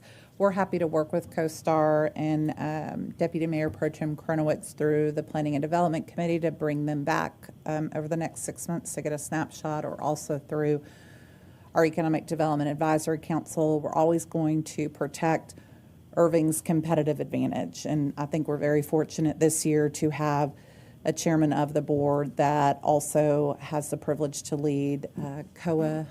He's a developer, CEO of that company, so he's living, working, playing in Irving. He's the triple threat. He's our ideal customer. And just, over the first 4 weeks on the job, it's really been a pleasure to work with him, and we're still getting to learn how to work with each other. I've shared this repetitively, and I'll just remind y'all, we're always one chair away from it being Irving's best day, like yesterday as we celebrated Wells Fargo's Workforce Center, or where our community is just reflecting on, could we have done anything better? So I know we're constantly working with our businesses as executive leadership is changing. We're reaching out to establish relationships. If they're a tenant within a building, we're working with those building owners to say, hey, here's what we're hearing. What are y'all's plans to invest in the property internally and externally? And then always working with City Manager Hillman and his team, hey, the infrastructure around the facility, roadways, access, signage. I just, again, truly thank City Manager Hillman for his pro-business leadership and response to business industry demands, because they're quite often. Mr. Chairman? Oh, thank you. First of all, she's talking about learning to work with each other. What I've learned is that don't be surprised if you get a 10 p.m. call at night to jump on a meeting with Beth. So she never sleeps, by the way. You have the hardest working president and CEO working on your behalf. Never sleeps, and therefore I'm not sleeping, but that's okay. I just got a year, so it's good. First of all, to Councilmember Serpento's point, there are headwinds, and there's things that we have to address and face them. And I'm the glass half full kind of guy. And so when I think about the inflationary environment that we're all in, uncertainty, tariffs, no tariffs, where we're at. The good news is that we're an infill built out community. So we have an aging stock, which is one thing we have to address. The good news is that aging stock is fairly built, and the cost to improve it or maintain it or get to a Class A status again is far smaller than is building a brand new campus 50, 60 miles away from where everybody really wants to be. So the good news is that the return on investment, similar to what you're doing with the chamber and what you do on behalf of business, that 160, 190% return on investment, that type of multiples is what you can get on the existing inventory you have already in our city that has good bones. Unfortunately, it's old bones, but we can restore it with good surgical practices. So I think that's one thing we do want to pay attention to. And then the good news, we can take several of these moments and wins that we've just experienced and create momentum, which I think our city is well positioned to do. I did want to thank you, first of all, for giving me a minute to just kind of brag a little bit about the team that Beth and her team is doing. They do a phenomenal job. I've had a front row seat, for a few years now, but now I have a ultra front row seat, and I'm just unbelievably amazed by the amount of work product. I mean, the presentation that her and her team have put together here is just scratching the surface. And the one thing I've learned as a resident, as a business owner, we started a small business. My wife started a new cafe, which we didn't need to be doing, but it's great. But the good news about these small businesses throughout our city is that you don't realize it, but these small businesses want to serve our city. So we cooked brisket for 600 high schoolers for a homecoming barbecue game.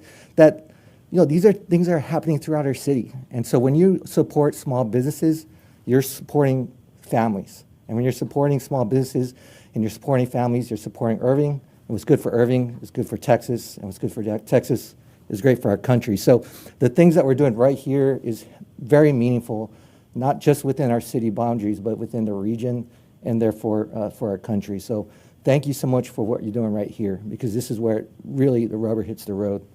And I'm constantly reminded that 67% of our tax revenue is based on commercial business. And so when I think about 2/3 of the things that we're doing on behalf of business is supporting our families and basically subsidizing, in some respects, the lifestyles that we all enjoy right here in our city, it's a phenomenal return on investment. So we appreciate all the energy and efforts that you're doing to support the businesses, because at the end of the day, that's what's helping the children and the families that we're at the end of the day is what it's all about. And the one thing that we didn't touch on here, but I think was worth touching on, was the Career Inspire event that we had a few weeks ago, where we had 5,000?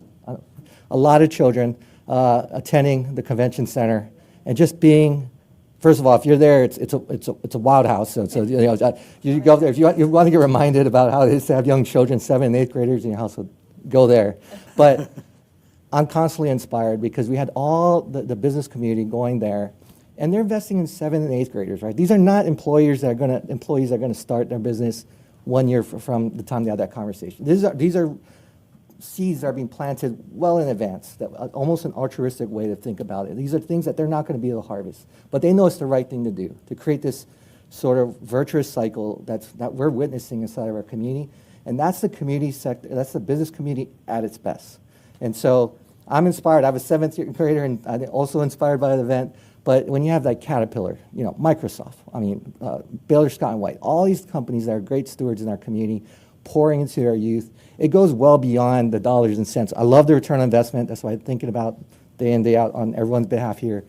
But when you get down to what these children and the families and the future leaders of our community, that all starts with these small incremental decisions that we appreciate you supporting over time. And we appreciate the research that you're doing, both as a consultant at the University of Dallas, to support, the facts that we rely on to make wise decisions and the best decisions we can on the city's behalf. So That goes a little beyond, I think, what we were trying to get at, but I'm inspired. We're excited about the year ahead. We want to keep the momentum going, and we appreciate your continued support. So thank you. Thanks, sir.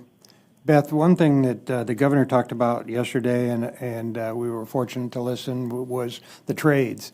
And I think there's probably a lot of trades that we have in the city that we don't, well, some of us know, but we really don't emphasize enough what's out there. The programs that they have with the schools for the aviation school, the programs they have with Dennis was just at a graduating at the welding school, and we heard yesterday the governor talk about a young lady who was living on the streets 4 years ago and took up a trade, and today she owns a home, and her yearly paycheck is more than his as a governor. And so I think there's opportunities for us maybe to showcase that a little bit more and see if there's a way we can work with our community, because one of the things that's always bothered me is the fact that when you look at the 250, 60, 70, 80, whatever the number is, thousand of people that work in Irving, less than 20,000 of them live here. And that's because the 20,000 that live here don't have the talent to fill those jobs. So I think there's an opportunity for us somehow to inspire these moms and dads and others that to showcase we've got the opportunity for an education program here that will take you to a whole nother level of stability within your family.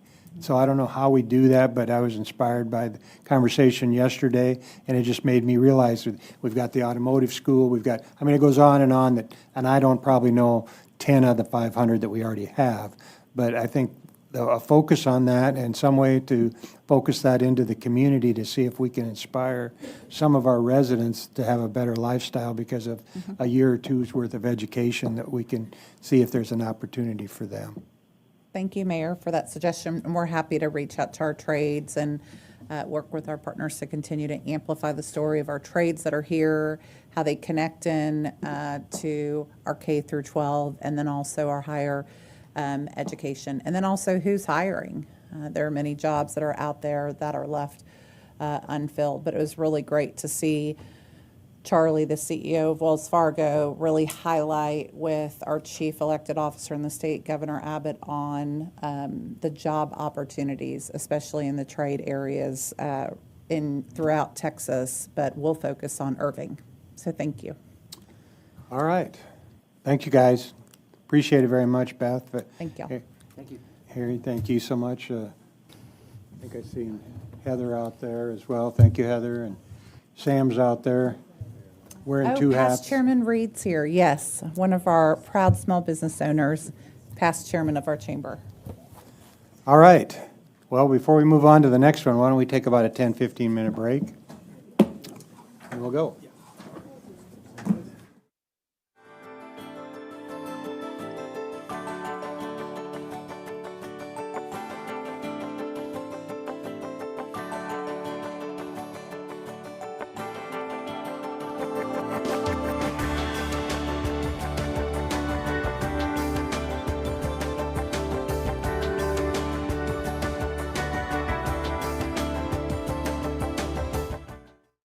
Year 2026 is here, and that means Irving City Council just adopted a new $1.1 billion annual operating budget.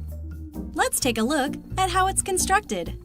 The FY26 budget maintains the city's tax rate of 58.91 cents per $100 valuation. The budget allows the city to deliver exceptional services and promote a high quality of life, and adds a number of key enhancements like additional police and fire department personnel, street, water, wastewater, and drainage improvements, enhanced library security, park maintenance, and a whole lot more. Now, let's dig a little deeper. Here's a look at how the $1.1 billion budget is divided. As you can see here in blue, the general fund makes up the largest portion, comprising 30% of the total budget. As we take a closer look at the general fund, it's important to note that 70% of general fund expenditures are for salaries and benefits, like police officers and firefighters. In fact, 54% of the general fund goes directly to public safety. Here's a glance at how that's funded. 81% of general fund revenues come from property and sales taxes. Now, let's break things down a little further. For every $1 residents pay the City of Irving, 32 cents go toward police and fire protection, and 28 cents go toward water and wastewater services. The FY26 budget also appropriates $213 million to the city's capital improvement program to maintain and upgrade the city's physical infrastructure. That includes the exciting Let's Play Irving initiative, the city's bold vision to elevate aquatics and recreation. Lee Aquatic Park made a splash in 2025. A new year-round indoor aquatic facility at Center Park Recreation Center is slated to open in 2026. And the new Mustang Multi-Generational Recreation and Aquatic Center is scheduled to open in 2027. Did you know the City of Irving maintains infrastructure across more than 67 square miles and serves more than 266,000 residents? If you'd like a more in-depth look at the City of Irving's budget, grab your hard hat and visit irvingtx.gov/budget.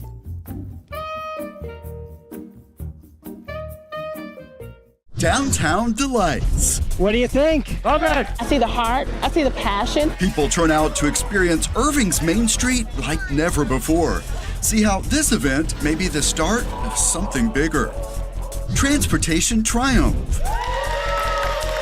It's a dream come true. We are inside Irving ISD's new Transportation and Logistics Center and finding out about other big projects on the horizon.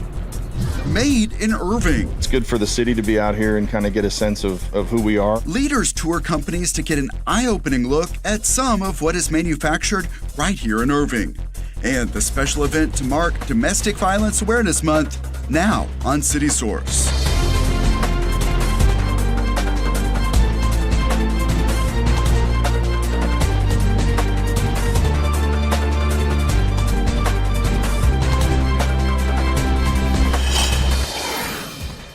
Irving is kicking off a new campaign called Keep It Clean Irving, and it's aimed at beautifying the city. Hello and welcome to City Source. I'm Thomas Gandy. Find out more about that later, but we begin with an event that brought out 3,000 people to Main Street, and it's meant to be only the beginning of plans to help people reimagine downtown Irving. We checked out all of the attractions. Perhaps nowhere but Irving's Main Street would you find Potato, a nighttime spelling bee, along with foods and drinks of the world. We rotate it here for 4. Morning Pilates, fresh flowers, outdoor chess, mariachi music, and so much more, all happening along a newly colorful street in the heart of downtown Irving. I'm a graduate of Irving High School in 1981, so of course I love this. Yay! I want more people to come in. What do you think? Love it.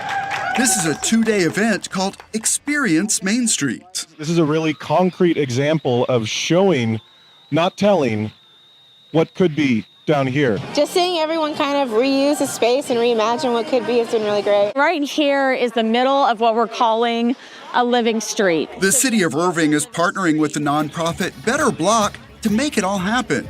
The process started with public input. Our goal with this was how do we create a space that people want to come in and hang out and visit multiple folks while they're here. This is so great, and it's so great for the businesses down here. We love being able to showcase what we do. Along with those permanent businesses, many other local vendors work to spread the word about what they have to offer. So they were like, oh my God, a flower shop on the south side. Friday night saw restaurant crowds overflowing onto newly installed parklets. We received so many new customers last night, so many. They've been living around here, but they don't even know about this existing restaurant on the street. So now the goal is to keep this Main Street momentum going. This 2-day event is part of a larger initiative to reimagine downtown Irving with the goal of making lasting change. So we're just playing with some ideas, having people come out, touch things, feel things, walk around, and then give their feedback, which can inform a longer-term kind of plan and vision for the area. We have beautiful Heritage Park. How do we make that connectivity from Heritage Park down Main Street towards the clock tower? There are special activities scheduled through December and a temporary business. What we're famous for is our ice cream puffs. So it's a warm Korean sweet style bun filled with your favorite ice cream and cereal toppings. ZZ's Ice Cream is trying out a retail location, building on the popularity of its food truck. So my 6-year-old cousin came up with this one. So this one is hot Cheetos and vanilla ice cream inside of a warm donut. This new space in Main Street Plaza offers more opportunities to try out concepts. It's a shipping container that's been fabricated and it's really flexible so different vendors can pop up in there. Organizers believe they are only scratching the surface of all of the potential here. Come down here to the Heritage District, shop, eat, walk around, enjoy what you have here.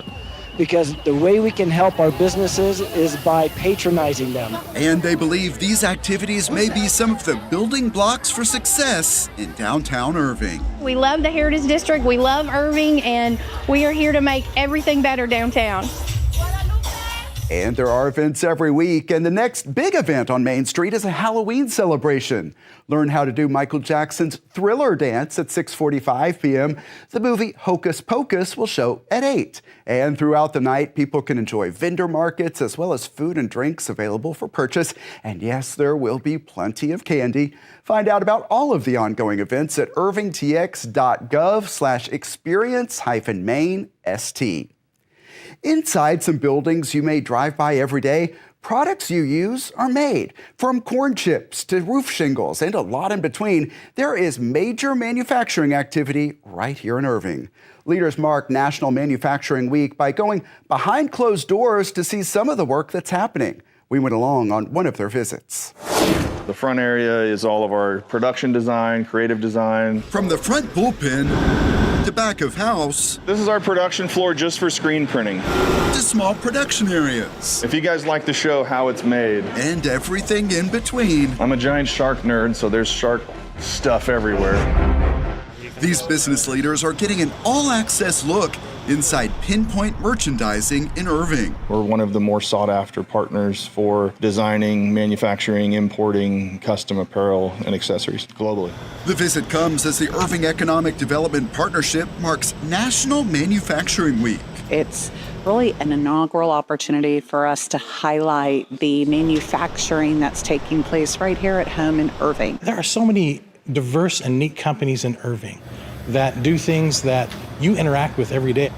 During the week, leaders visited companies throughout the city of Irving. We have a lot of hidden gems in Irving that no one knows about, and we're here to see it. Here at Pinpoint, screen printing is considered a smaller portion of the business. We do multi-seven figures in off-shelf production. Then, the team is especially proud of what's called cut and sew, more customized work. Consider this hunting jacket for the D.R. Horton Ranch. We created this camo pattern. It's a functional hunting camo using elements from the ranch's topography, the actual topography. We went full nerd on this one. So we have DRH molded into the actual zipper pulls, right? And here is a brand everyone knows. Pinpoint recently became a supplier for Buc-ee's. My wife and kids and I celebrated when we got this order because I thought it was so cool. You could fill Cowboy Stadium with how many of these they made. It's crazy. Yeah, it's awesome. And it does not stop there. This is Cha-Cha the Frog. This is the Rainforest Cafe mascot. Pinpoint Merchandising is a diverse business. If you go to store.crossfit.com, that store is built by Pinpoint, operated by Pinpoint. All the product lives here, is picked and packed through here. There is a lot of work happening here, but you can see that it's not all serious. We're a fun company. We do fun things. We hire fun people. We work with fun brands. And I've been fortunate enough to be able to make having fun a consistent priority as we grow the business. And he chose Irving as the location for his company's new headquarters. I love Irving just because of the access to the airport. We'll fly folks here and they'll spend a day or two and we'll look through samples and fabrics and we'll look at concepts that we designed for them. Meet the design team, meet the sourcing team, form a relationship. He is sharing his formula for success with an audience eager to learn. I love a great business story. I think what we want people to take away is that there is a whole lot of neat stuff happening here in Irving, Texas. People on this tour will have new stories to share as they explain why Irving is a great place to put your business Several of the companies that leaders toured throughout the week did not want cameras inside because they want to keep their processes confidential. See related stories on our business and economic development playlist at youtube.com/the City of Irving. Keep it clean, Irving. That's the name of a citywide campaign to keep neighborhoods and business areas clean, safe, and welcoming. It starts in November and will run through April. Dale Demarest is the City of Irving's Code Enforcement Manager, and he's with us today. Thanks so much for being here. Thanks for having me. Of course, and let's get started with the overview. What are some of the goals of this effort? The goals of this effort is to provide an opportunity for our code officers to get into these neighborhoods on a more comprehensive approach. Because we can't be everywhere we need to be throughout the year, it's nice to be able to get the entire team into an area and take a look at it and see if we can't clean up and help revitalize the neighborhoods. What are some of the things you're going to be looking for? We're going to be looking for high grass and weeds, trash and debris, trash out early, junk motor vehicles, anything that could create blight or creates blight, or anything that could create any kind of nuisance or life safety issue. So let's go deeper into the specifics on this. A lot of city teams are involved. That's correct. We have 4 departments involved. We have the code enforcement, police department, municipal drainage, and sanitation that are all going to be involved. We'll divide the city into 8, as we have, into 8 areas, and each area has a specific date that we'll go out and work that for a day.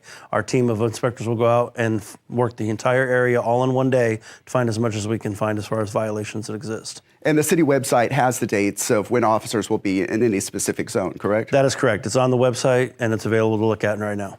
Now, the goal is voluntary compliance, but what happens if you don't get that compliance? The same thing's going to happen with this as it does with any of our code cases. We're going to write a notice of violation to that person for whatever violations we find. They'll be given the same amount of time that we would give them any other time, and we'll follow up. If it's not been brought into voluntary compliance, then we'll go through the process of possibly a citation if necessary. So what should people do if they see concerns in their own neighborhood? They really should go onto the Irving website to report a concern and view it there. It's the best way for us to track what we're getting from the public and how we can better help us manage our areas better. And again, what's the overall goal of this? Overall goal of this is clean, safe, vibrant neighborhoods as our policy has been. And so we're just trying to get in and see exactly what we can find for violations in that area, try and get the neighborhood cleaned up, try and make it a safe place to live. Code Enforcement Manager Dale Demarest, thanks so much for being here. Thanks for having me. Find more details, including a schedule and map, at irvingtx.gov/clean. Irving's Family Advocacy Center is marking Domestic Violence Awareness Month with a special art exhibit. Irving ISD high school art students created works based on the theme, "With Survivors Always." This is the opening reception at the Irving Archives and Museum, where we found out more about the exhibit and the cause. I was overwhelmed at the artwork the students did the first time I was able to view it. They had so much insight about the impact that domestic violence has on individuals, and they were able to do such a good job of showing a message of hope and healing. There are some very talented kids around here, and also just very meaningful pieces that I think give a range of messages. I would like to tell them, like, you're gonna be okay. There's hope. That's what I decided to put in my artwork, this phrase, "One day I am gonna grow wings." Them knowing that people were actually going to be seeing their work and how impactful it is, it gave them more reason to put their whole hearts into it. We're really looking at how there's strengthened collaboration, that working together and supporting each other, the agencies, the community, the individuals, that's really where healing begins and how it continues. The art will be on display through November 2nd. Leaders and project partners turned out to celebrate the grand opening of Irving ISD's new Student Transportation and Logistics Center. At the ribbon cutting, we learned more about the facility's benefits. Leaders cut the ribbon to celebrate the opening of Irving ISD's new Student Transportation and Logistics Center on Pioneer Drive. I am such a proud superintendent right now. Our drivers, monitors, mechanics, and staff now have a home that reflects the value we place on them. Wow. Attendees got tours to see some of the new features, which include meeting and training rooms, upgraded bus parking. It was just gravel and dirt. Along with a bus wash and this massive maintenance space. It is a big upgrade over the makeshift facility they've been using. And we had a shop where you couldn't even put a bus inside. You could only put the front of it to work on. The rest of it has to be stuck outside. Irving ISD transports about 7,500 students on more than 100 routes every school day. The district has more than 150 buses. So first of all, we turn on the amber lights. David Rubio has driven Irving students to class for 16 years. I do this type of job because I love it, and I do love my community. He wanted to be here for this grand opening of his new workplace. It's a dream come true. We've been waiting for it for years. It's nice and big. And it's just beautiful. This center is the latest project completed as part of the 2023 Irving ISD bond package. We're not stopping. We still have a lot of work to do. Among several projects underway, construction is beginning on a new career and technical education center. Then check out the progress on the new Barton Elementary School. And the most eye-catching is the new 4-story Crockett Middle School. All projects approved by voters moving forward. They are investing in our students who are our future leaders, and I'm so grateful. All of these projects are exciting for me because it's going to help our community, it's going to help our kids, and also it shows that, we value our kids. And that starts with getting them to class safely on buses serviced at this brand new Transportation and Logistics Center. They've been needing this for a long time, and our students deserve it as well. And you can learn more about other upcoming projects in the district at irvingisdbond.com.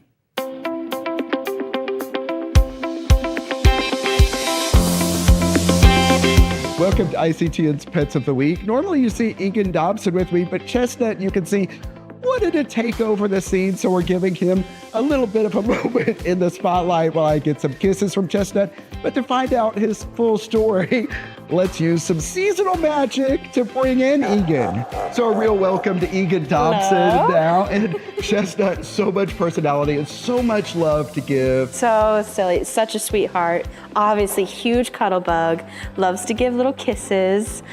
Sweet, sweet boy for only 6 months old. 6 months old, and how did he come into the animal care So campus? he came in as a stray. One of our officers picked him up. Some things that we know about Chestnut is that we think he might be a boxer mix. He's obviously very curious of the world. He is dog friendly. He's in a really big play group with a bunch of other different dogs. Just a happy, silly boy. And there's a chance to get him at a discount right now. Yes, we have our Pick a Treat special where anybody can pick a treat from the cauldron, and on that treat is a discounted price. So he picked one that would be a $20 adoption, and there are others in here. Okay, I think we got everybody back from the break. It's about 3:05. We'll go ahead and get started again. The next item on our agenda is item number 4, which is an update on the DART bus routes 225 and 255. This is something that has been talked about quite a bit. I've been, very vocal over the last 4 or 5 years on this concern about the number of routes we're losing, and the GoLink is supposed to cover it, but Chris has had those opportunities to share with Nardine where he can't get from even his house to here because GoLink won't get him here. So it sounds good, but it doesn't work across different areas. So it's just we've segregated the southern sector now that they really can't get anywhere north of Rock Island Road. And so that's really our concern, is because a lot of the individuals that live in the southern sector work in the northern sector or have doctors or have to go there for dialysis and things of that nature. So there is not an opportunity. I wanted to highlight, there was a letter from Tyler Wright concerning a quote in here, so I want to just clarify that quote. The quote that he put in here was about me saying that I would be happy if I never saw another DART. Let's see. To me, if I never saw a bus in the city of Irving, and we just went with an overlay GoLink zone that feeds to the TRE and the Orange Line, that would probably be the most beneficial thing for our city. Now, if you go further into the discussion, it's always easy to pull a quote out. I brought up the fact that we had a conversation And we had received a price for $6 million, I believe it was, to do our whole city and feed into those two. And if you go even further up into my conversation, I mentioned that we had put over $30 million in a 3 or 4 year time frame into DART. And I would rather just have 5 of that million back. They can spend the rest. And we could hire VIA to do our whole city and feed those two elements. So that's what the quote was, if you would go back and listen to everything. And I called it a GoLink zone because that's similar to what VIA would be doing for the city of Irving. So I just wanted to clarify that before we start, because that just came to us this morning. And that's why I said what I said and what it was in relation to. Now, Dan's got a whole presentation here. The staff did some extensive work under Chris's leadership to ride the buses, ride the trains, and spend a lot of time on this. And so they've compiled a lot of information. They've shared this information with DART, so it's not something that we are not willing to share and show people what was going on. So, Dan, we'll let you get started. Thank you, Mayor, Council, staff, Manager's Office. Talking today about the DART bus routes, and we have some representatives from DART here today too, the 225 and the 255, and how DART in this next coming year is getting ready to remove these from the Irving system. That's what we're focusing on here today. A lot of the information I'm providing today are from DART documents, so this isn't made up. This is what they're providing us. We'll go over the mission statement. I think it is important to understand what is their mission. Ridership by city, performance targets, response to deficit performance, the GoLink performance and service areas, the routes 225 and 255, which are the focus of this discussion today. Fiscal year 25, quarter 3, highest ridership, local and local coverage. The rail stations and bus route connections, that's critical to interlink all the different modes together. Together, we all succeed. The Ernst & Young, that's what the EY stands for. That was a snapshot in time, but it still tells a story about operational costs. And operational costs are just that. They're not debt costs, they're not other costs, but it's a snapshot on a cost for a service provided in this city. Irving impacts and discussion. I'd also offer up any question on any of the slides. I'm not worried, just holler. So let's look at the mission statement, and we're going to read most of this, is to provide a sustainable system of innovative, affordable, reliable, safe mobility options that enhance the quality of life and stimulate economic development in the Dallas area. DART aims to build and operate a safe, efficient, and effective transportation system to improve mobility and the quality of life for its riders. That's their core mission, is to provide also sustainable system, innovative, affordable, reliable, and safe mobility options to enhance the quality of life and stimulate economic development. And they do that by building and operating a safe and efficient and effective transportation system. And DART is just what it is in the 13 Texas municipalities. This is from quarter 3. We're going to go from left to right on this. It's the different cities, and it talks about, we're going to start with the bus. The bus is the heavy lift. We have the 3rd highest bus routes, ridership per city, 3rd quarter.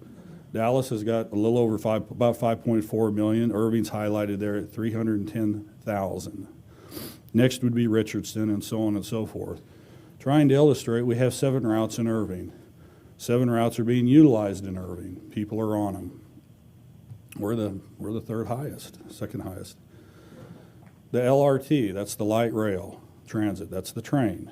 There are many different trains. You have blue line, you have the green line, you have the orange line, you have the red line. But in Irving, we have the orange line.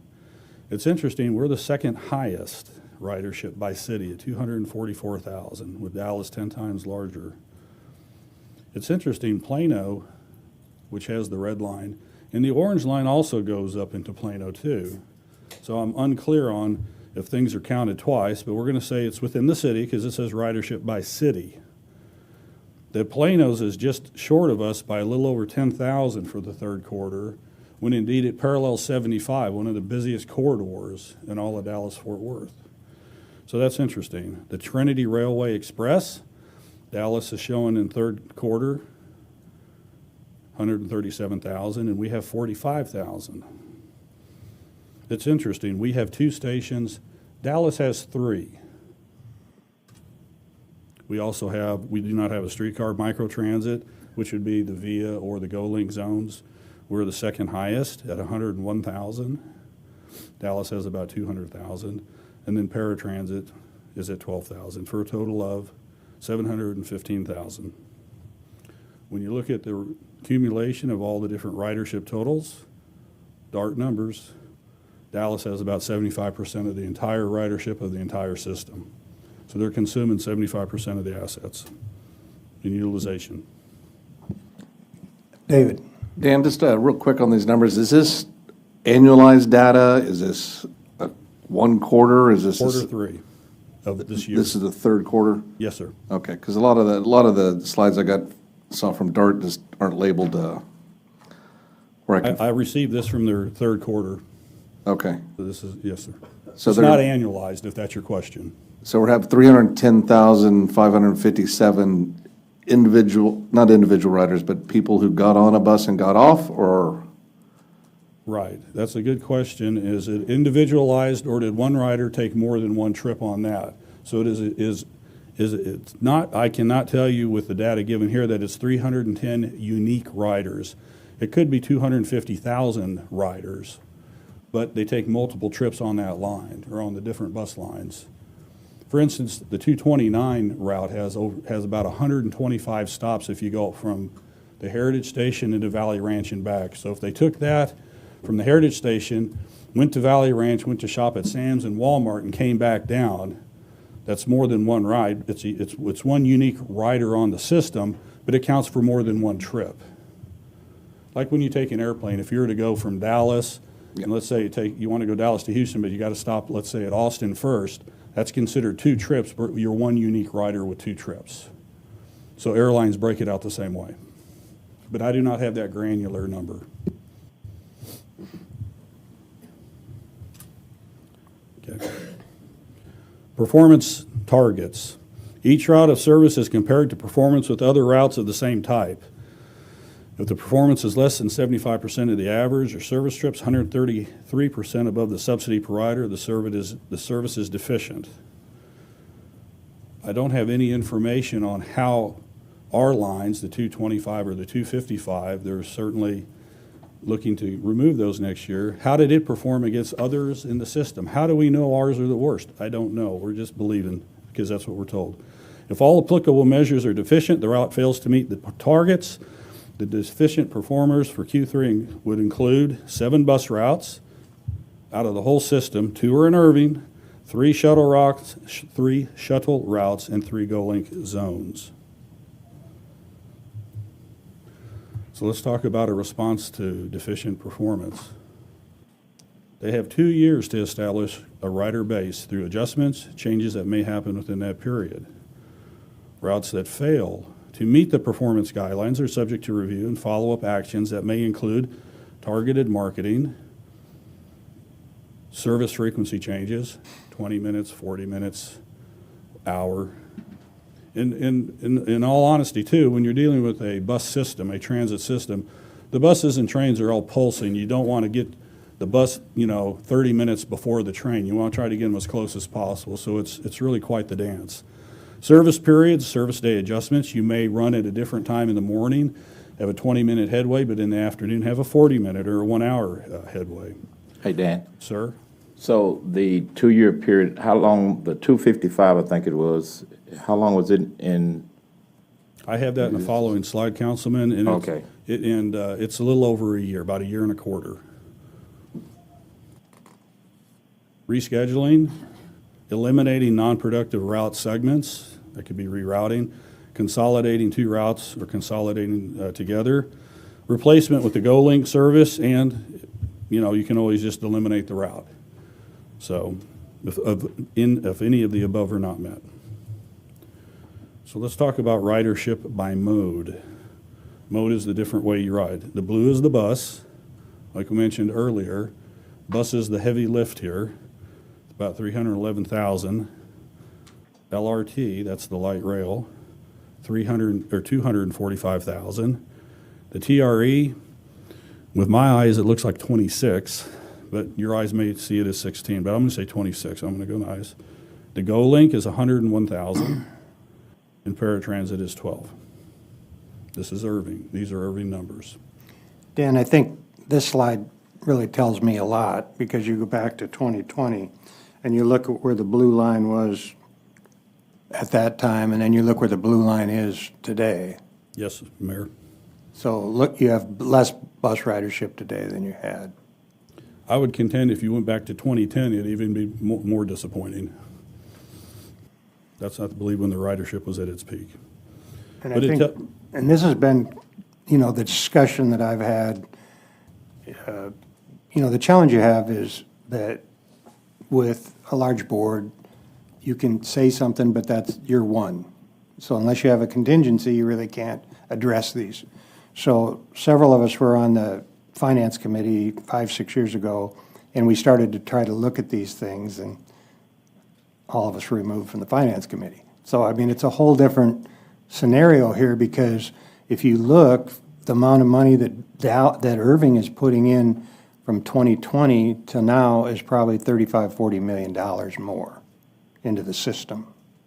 But yet, our ridership is less. Yes, sir. And I think, so this tells me a lot, and this is where the bone of contention came about, with the whole wanting to understand what it cost to ride. And this was where the E&Y was born from, was the city saying, how much in our city does it cost to run the bus and pick up the people we have for the dollars that we put in? And from there, it went off the rails, because we still today don't have that number, because a couple of things. Number one, DART doesn't have a counting system other than with the use of an actual ticket. They have a counter, and that gets to your point, David. You may have somebody that rides the bus here today on one of our routes, and then they get on the light rail or the TRE, and then they get off of another one, and then they come home at night. So when you look at the total numbers for the city of Irving, that one person may have used 6 different modes and been counted 6 different times.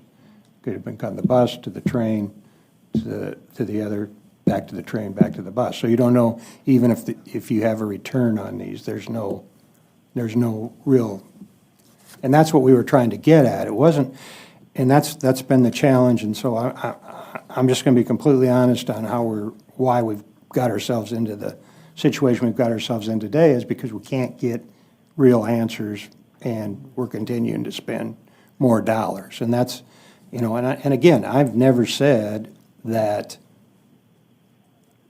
we shouldn't be able to understand where the money's spent, because every one of us around this table knows where the dollars are spent within our city. And Chris has got one of the most detailed books that's available for any city. And so a certain amount of that, I don't expect them to be as detailed as Chris is, because I don't think many people are. But I do expect that we could understand. But yet, today, we're talking about letting other people pick and choose the type of service they want, whether it's bus or paratransit or rail, and we're going to get a charge for that. We don't know how busy the bus is going to be if we do have a bus. We don't know how, but we do know that we're going to charge less than the full penny for that individual to utilize our facility. Now, there'll be a surcharge as well, but it'll still be a lot less than the full penny that we're putting in. And that's really kind of the crux of where we're trying to get at. If we're going to develop a regional system that works outside of the 13-member cities, and others are going to be able to tap into it for less than a penny, and those of us that have been paying it for 42 years, the full penny, we're still going to have the debt of billions of dollars on our back, while the others are just using their penny for firemen, policemen, parks, libraries, reducing their tax rate. And it's just a legitimate question to have. What's our return on our investment? And it's gotten completely that we're, Mark and I were just talking about this, that, you have people telling, oh, Irving's terrible and Plano's terrible, and they're trying to destroy the whole thing. We're not trying to destroy anything, just trying to see what's our return on investment. And there's this transit group that Tyler's in charge of, and they are a young group of people who are dedicated to transit, which is commendable. But condemning me so that Frisco or somebody else can be part of the system, or Plano, is wrong. If they want Frisco to be part of our system, bring their penny. Or else, if we're going to be open to everybody, then let's reduce our penny and say, okay, what does it really cost the city of Irving? And maybe we only give 90% of our penny, because we do have a lot of available service. We are using the system. So it's not like we're going to get away with not paying for that. So I just want to put some of this in context that's been blown out of proportion as to why we're trying to accomplish something, why we're trying to have a conversation about this rather than just pull and pull, and it doesn't do any good to say, well, Irving's terrible, because they want to understand what this is. And the unfortunate thing is the 25%. We need to understand where that number came from. The legislation that created DART specifically states you can only reduce the penny in 25% increments. So unless the legislation is changed, if you were going to do anything, as you would have to do it in those increments. So there's a lot of things that haven't really been fully vetted out there as to why the number is what the number is, why it was presented the way it was. It's not, the number could be a 5% where we're looking at today. The number could be 10, it could be 20. It could be less than that. But until you actually know what your costs are,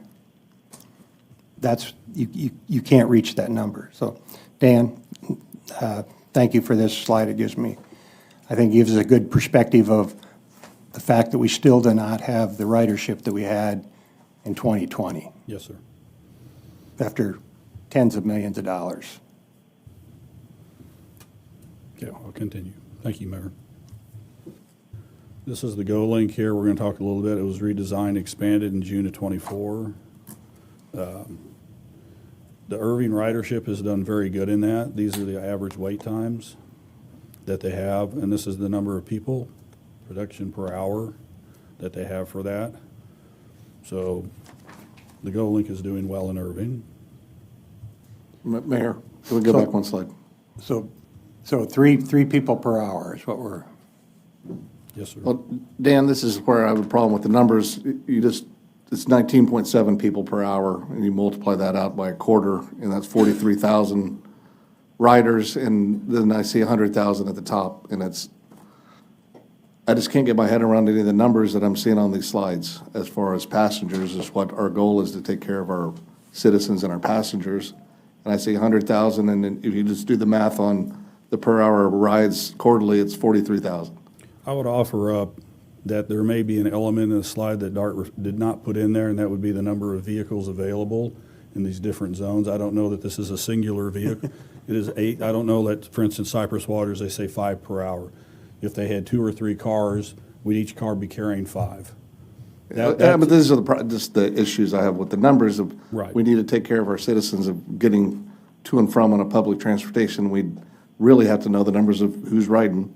I agree, sir, and I would also offer up the clarity of how the numbers arrived at would be critical. I'd also tell you on bus rider routes, they don't always have the same number of buses for the whole entire day. It may be 6 buses in peak hours and 4 buses in off-peak hours. So I don't have that granular detail, but certainly when you're looking at numbers like this, it begs the question that you're providing to me. Yes, sir. We'll look at the Go-Link zones, and we're going to start here with the Cypress Waters. Cypress Waters is this blue area here. What I did was took the original slides that we had with DART, and we used their maps to put the GIS map here to give you an idea. The Beltline station, it's got the bullseye here on the left, is the big red dot here on the right. And then it kind of, it's a heat map. We've all seen heat maps. If we don't, the brighter the colors tells you the more people. But I think therein lies The ones up in this area, that's like where the Universal Technical Academies are at, the different, the automotive stuff, the different little, the colleges there, certainly DeVry University's up there too. This is the area when you get to the airport where UPS is at, so that could be airport riders. The heavy area you see here is along MacArthur up into the ranch area, which is the Walmart, the Sam's, Marketplace, and Walton are certainly the two busiest. And when we did the 229 route, when we evaluated that, we got the high route ridership there as well. So this is all following MacArthur here. The North Central Irving, and you'll notice that we have a lot of rail stations, all in red. We have the Irving Heritage, and Mr. Rob Smith told me that the Irving Heritage now overlaps the South Irving, so Chris has a chance of making it all the way to work on time. And but therein lies the issue, and you see a little bit of overlap here. Otherwise, they take you to the one half of the road. You're going to have to find the GO link on the other side of the road. So that's how that is. North Lake College is certainly a hot spot. Kroger over here is. Some of the other ones up on MacArthur and the Downtown Heritage, and that's the University of Dallas. And this is where that one route goes in between are these two rail stations. And I'll show that in greater detail on a following slide. Oops. Let's hit the south side. I accidentally went over that. I apologize. Once again, the Heritage, it's in two zones, so we got it in two zones, but you can see the different areas around this portion of our community, Shady Grove, 7th Street, 6th Street, some of the outlying areas. Fiesta Mart is really the Albertsons. I don't know that that part of their map system has been updated. And then we have a lot of ridership in this area here, and I don't quite understand that one, but that's what they have. I don't know if people are migrating over from the other side of Beltline on the west side to utilize that. Isn't that the West Irving TRE station? No, sir. This is Beltline right here. West Irving would be over here. Farther over, yeah. Yeah, we'll have that on. We should have it on the following slide. Hey, Dan. Sir. Can you explain the response when you had suggested to just make Irving one GO link zone in our meeting? Or are you going to cover that later? Yes, sir, we are. Oh, okay. Yes, sir. Okay, I just need to wait then. And if I don't say the response, please remind me. I got it right here, though. Okay. This is by Passport Park. This is where Dallas-Fort Worth International Airport. This is Valley View's putting in the large warehousing district in Amazon. And the Walmart, which is in this area right here, obviously is the big red dot there, a lot of people. And up here on Cheyenne and up in these areas here, you can see there's a lot of different users up here. Also, Beltline is just where the two colors are coming together, the salmon color as well as the light green. And that's shopping, that's your Kroger's, your other ancillary retail stops. Where'd the red dot go? There it is. And then down here, sir, this is the West Irving station at this point, Councilman. I think one of the titles is incorrect on these slides, but cities with, we're over here in the red, cities with 90% intercity trips, I look at that as being outside of the city. I think they meant intra-city. But 71% of the trips are outside of Irving. They get onto the system and they go somewhere else, which would make sense, and then would say 28% of the trips are within the city. And they're saying this is about 3,000, 3,100. That's weekly, right? It's week. Or weekday, okay. I would think it's a weekday on this one, looking at the number. So we're going to talk about the 225 route first. It provides service along Nursery Road, Coral Road to connect downtown Irving Heritage Station to the University of Dallas and to the Orange Line. There's 24 stops on the route. This route's been in place for a long time, many years. So the route here, you can see this. It does in Irving have the lowest ridership of all the routes. No notice was given. If was given, we've not really, it hasn't been, it's one thing to give notice, it's another to give notice. You know, you feel submarine sometime that, well, we put it out there, you know, in some document somewhere. I don't think staff has been blistered with, hey guys, look at what's going on here. The bus route is embedded with one of the two with one of the top 5 Go Zone links. This is the North Central Irving Go Zone link. We looked earlier, it gave, if it's a deficient route, there's different options. Do you change the frequency? Do you notify? I'm not aware of any notification or any marketing to say, hey, guess what? We're getting ready to get rid of this in our next year's budget. Can we improve ridership on it? I mean, if you have a product, you at least want to sell it before you discontinue it, I would think. But I'm not aware of that happening. But real importantly, though, this is the Downtown Heritage Station here at the bottom. And this is the University of Dallas. They both were hot spots on the heat maps, but it's connecting, and if you're coming from certainly the west part of the community, it could be Fort Worth, it's a region, it all connects together. This could be your connection up to the university or to get on the Orange Line, to go where the Orange Line takes you. So it's a rail-to-rail connection also. And interestingly on this is, if you don't make that connection with the 225 route, your next opportunity is Victory Station if you need to go up into the Carrollton-Denton area. So I'm unclear on why the notification was just at a mum. The 255, this was started June of 24, so it's been about a year and a quarter, I suppose. The route has only been in service, I say, for a year. Well, they said in their area plan, which we met on a few weeks ago, that they have 2 years to perform. This hasn't been in place for 2 years. What marketing has been done? What has been done at frequency? Or could you change the route a little bit? Don't know. To provide additional services. There's 28 bus stops along the route. So let's look at this one. Once again, it leaves a rail station and goes to the college, Dallas College, Northlake, and a rail station up here on the Orange Line. Interestingly enough, the area plan that they came to talk to staff about talks about opportunities for success. I call it here suggest. For multimodal connections, they want everybody within a half mile of a bus route. This blue 231 is a bus route, 255 is a bus route, and you got 229. Between 231, which is the one on the left, to this one is 1 mile. Interestingly enough, between the red and this blue is a mile. So if you remove the red, you now have a mile swap through the middle of our city here, residential and businesses, down to 5th Street. Technically, they're not within that half mile. So what you're telling us in your area plan you want to do, you're doing it here. You've had a year. It hasn't had a chance to blossom and really develop ridership. It's only been in place for a year. So, you think of the individuals utilizing this. So I'm just confused. I'd say the area plan and what's being actually done are two different things. The bus route is embedded within one of the top 5 highest GO-Link zones. And what options were implemented? We're just told it goes away. And then it connects to 2 of the highest passenger nodes in Irving, Northlake, Dallas College Northlake, and TRE, Irving Heritage Crossing. Go zones. We had a discussion on this. North Central Irving, once again, Councilman Pfaff, the riders per hour, number of units, I think that's all embedded in there. How they actually come up with that, I can't answer.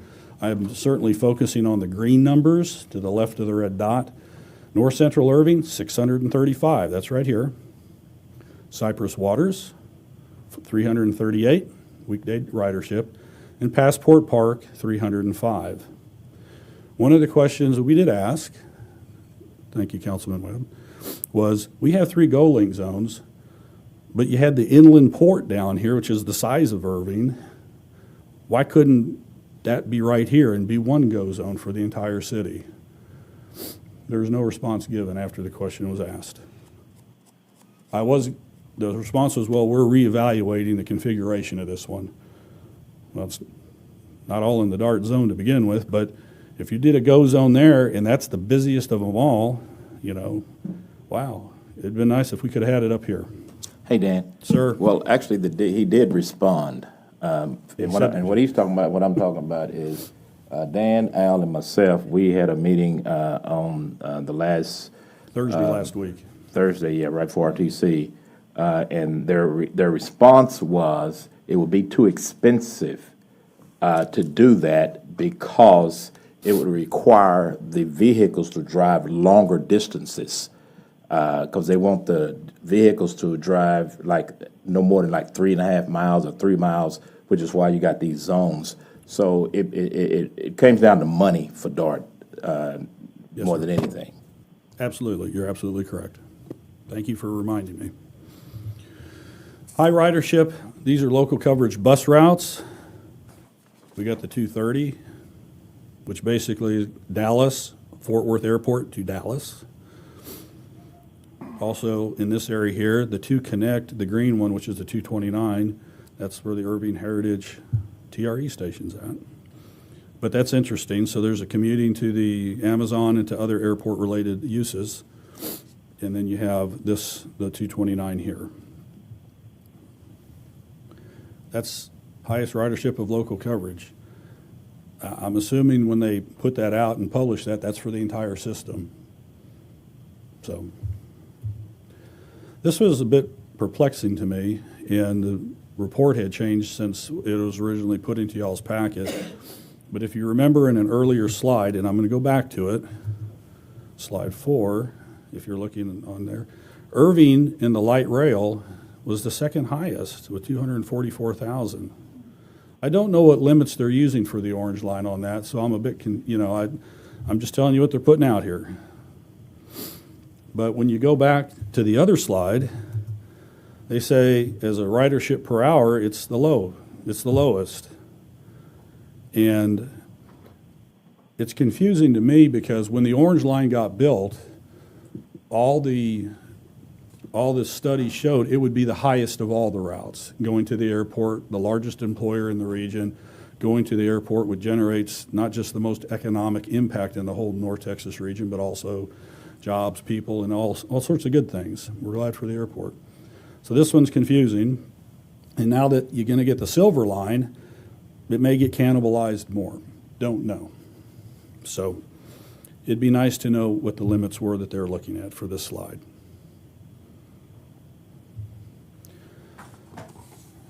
Councilman Webb, this is the comment that we were having at that same meeting.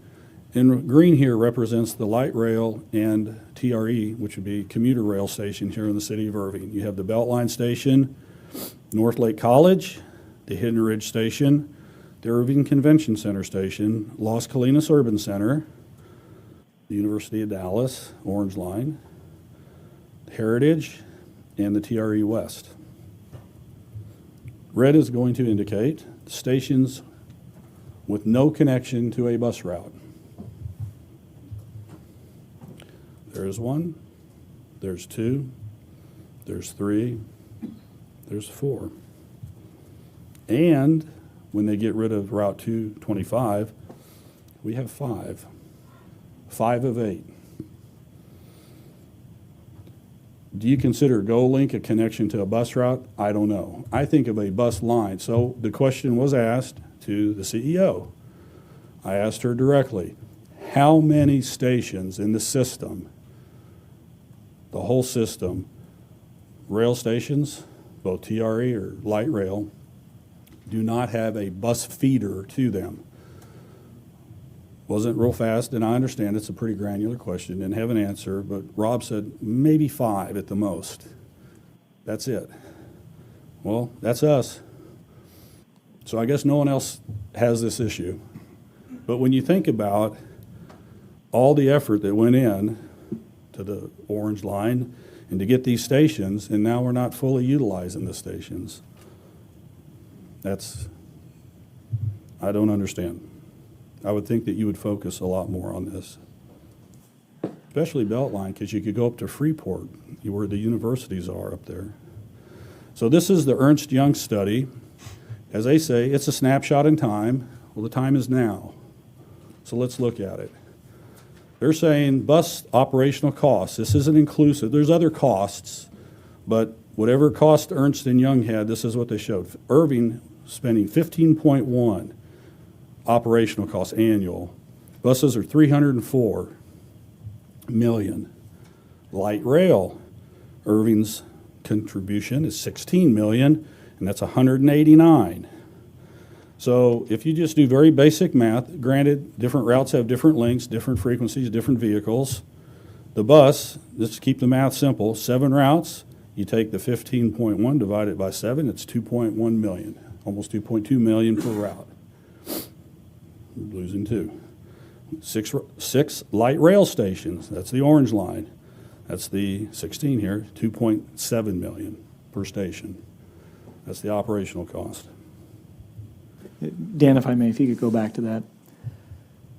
Mayor and council, as you can see there under the Ernst & Young study, it's showing that a cost allocation of 15.1 million for bus with the average per route of 2.16 million or just 2.2. So Yes, sir. So for the 2 routes, it would be, according to Ernst & Young, 4.4 million. However, when I asked what was the savings at the budget meeting that we held with DART, with the city managers, I asked what is the savings? In other words, what is DART saving by not having those 2 bus routes? It was 2.3 million.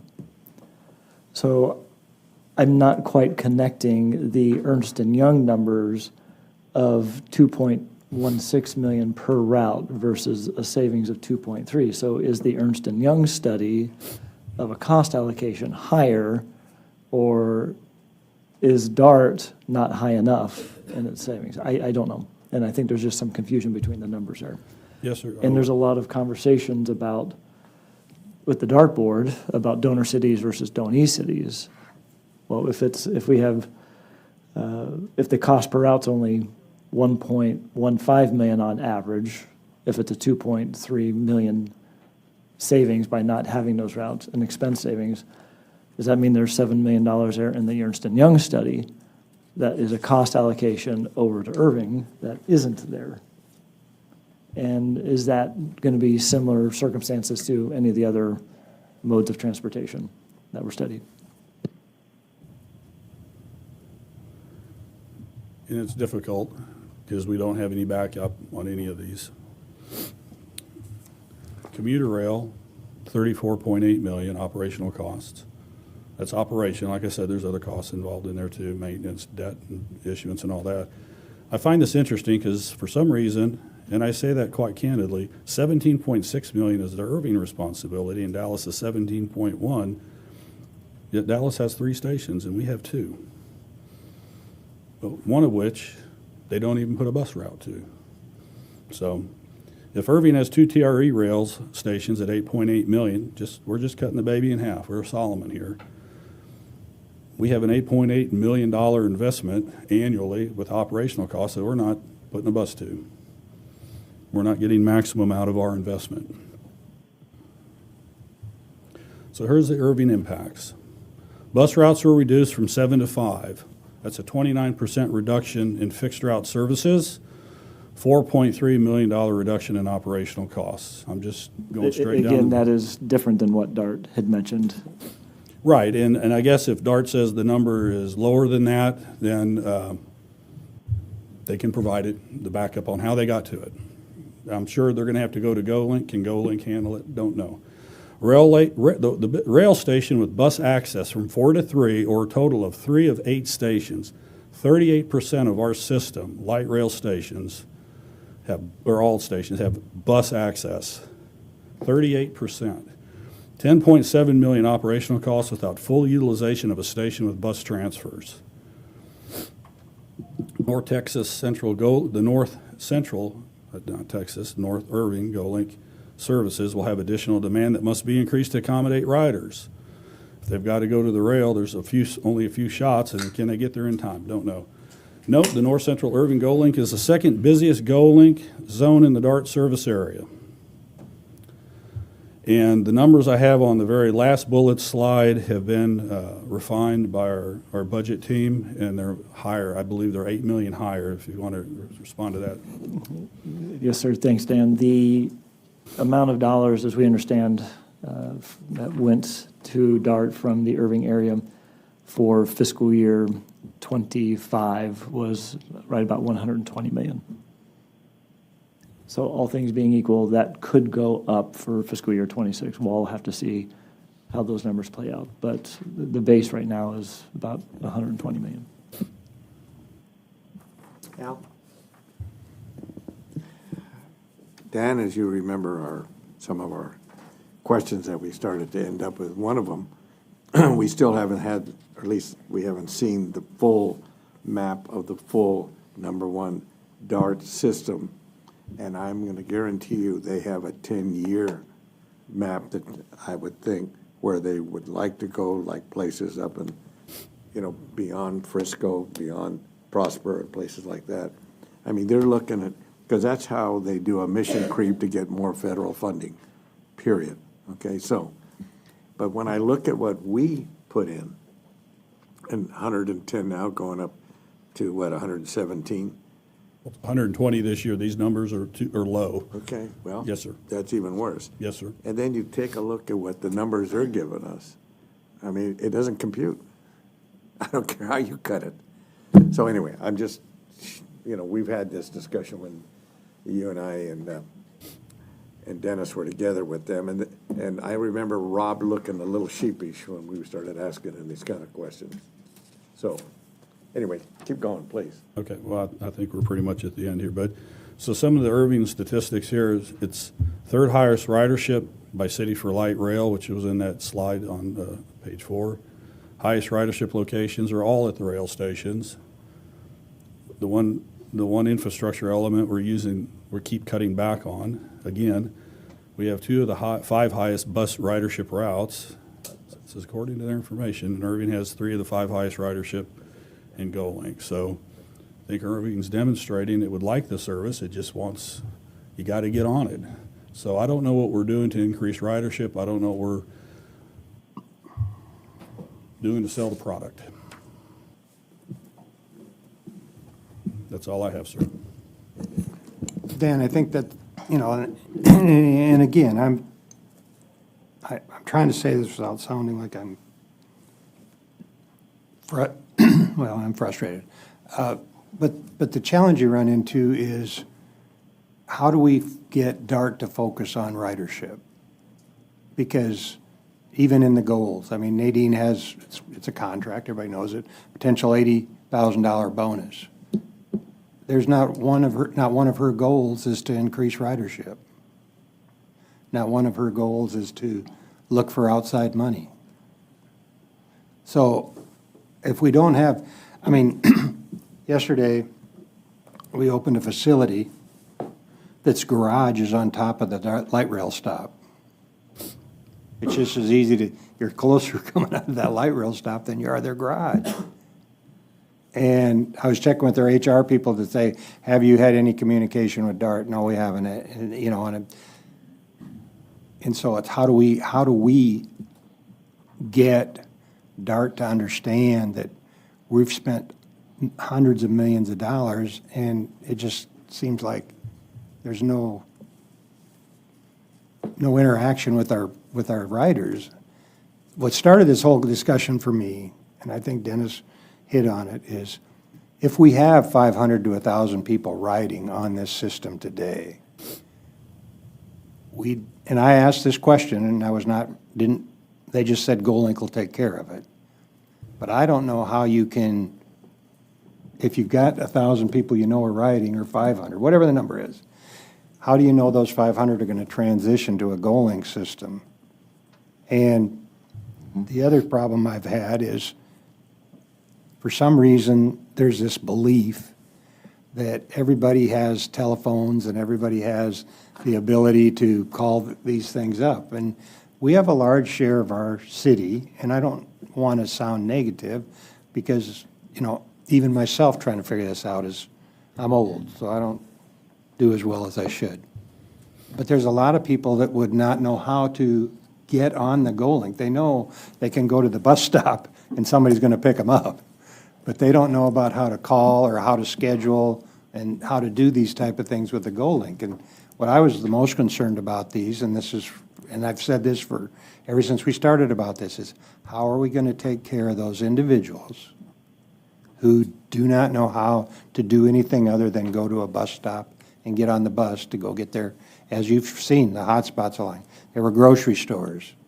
There were medical facilities. I mean, it's, and it's an aging population. Mm-hmm. I won't steal Dennis's thunder, but I heard this the other day about what he and his church are doing for a young man. They have a homeless individual that was given a job out at the airport, and he was riding around the bus, but the bus wasn't always running on time, so he was about to lose the job. So his church, his parishioners, his people are actually taking that young man to work every day so that he can have a job. Those are the kind of things that is very frustrating to me, because we had this big dog and pony show where a bunch of people from Dallas and this writers group were all stirred up and coming down that we were going to prevent people from being able to use the service and cut back on our paratransit and stuff. And all of us said no. All of us had been saying no. But we went through that whole ordeal and stirred those individuals up. And at that same meeting, when we're talking about we got to cut money, the board voted to give each of the board members more money to travel. Now, how can you look people in the eye when they're a person that's blind, coming down there afraid they're not going to be able to work, a person in a wheelchair, concerned, and we got to, big bad Irving, big bad Plano, they're taking your money away. We may take your route away from you. Oh, but by the way, we're going to increase our money that we each get to spend as board members. And we're going to increase the bonuses this year. I mean, there's not been a real effort to understand this. We've just been painted as bad people because we've asked the question. And I believe in my heart, because of the fact that Chris and I have both been involved with this, that we as a city have been targeted because of our involvement on certain routes and things and certain other things. And my reason for justifying that is I was on that budget committee with 4 other people. One of them was publicly humiliated and resigned because of his job by a group of people from Dallas. 2 others from Dallas were asked not to fulfill their positions. One resigned, the other's term was up. So I feel like we've been targeted as a city because we've been asked. I think we've been targeted because we just want to know the questions. David, in your business, you couldn't turn something like this out. None of us could. But yeah, we're just supposed to take it. And if you're at a big board meeting like this, and the majority of them say they don't want to deal with it, there's 2 items on our agenda coming up that we can't even bring items forward more than twice in a 1-year time frame.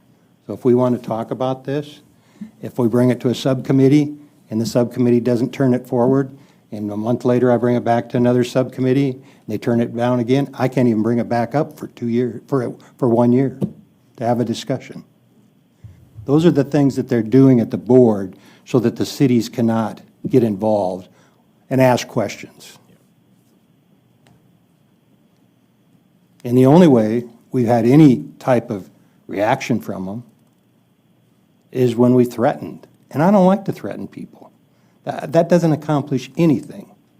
But if nobody will respond and work with you in a just way, that's your only options. And so when Dennis brought this forward, I was very thankful because there's this perception over at DART that I'm the only one, I'm the bad guy, and I'm not even talking to you guys, and I'm telling you all what to do and what not to do. And it's all about me being a bad guy. And I'm not really representing my city well, and I'm not feeding you all the information. Well, I probably am not feeding you all the information. I'm probably giving you more today than you want to know. Because of my frustration, I didn't want to publicly have to go through some of the craziness that we've had to go through. But when Dennis brought this forward, I was very thankful. Dennis, and I told you that, I appreciate, finally, this gives us something else that maybe with a resolution from this council, they'll respond, rather than just say, Rick, you're only one of 4 that voted this way, so we're moving on. Dennis, I apologize for. Oh, no. I got on my soapbox. No problem at all, because my soapbox is building. the more that I interact with all of this. And Rick, and I thank you for putting that resolution on. I actually myself came up with the resolution, so I appreciate Rick. Rick's been taking a lot of heat, from citizens and from people, and I think that we need to support the fact because he's been trying to tell us for years what he's having to deal with. Number one, just from my own personal perspective, I have a problem with any type of board that has one city having a monopoly.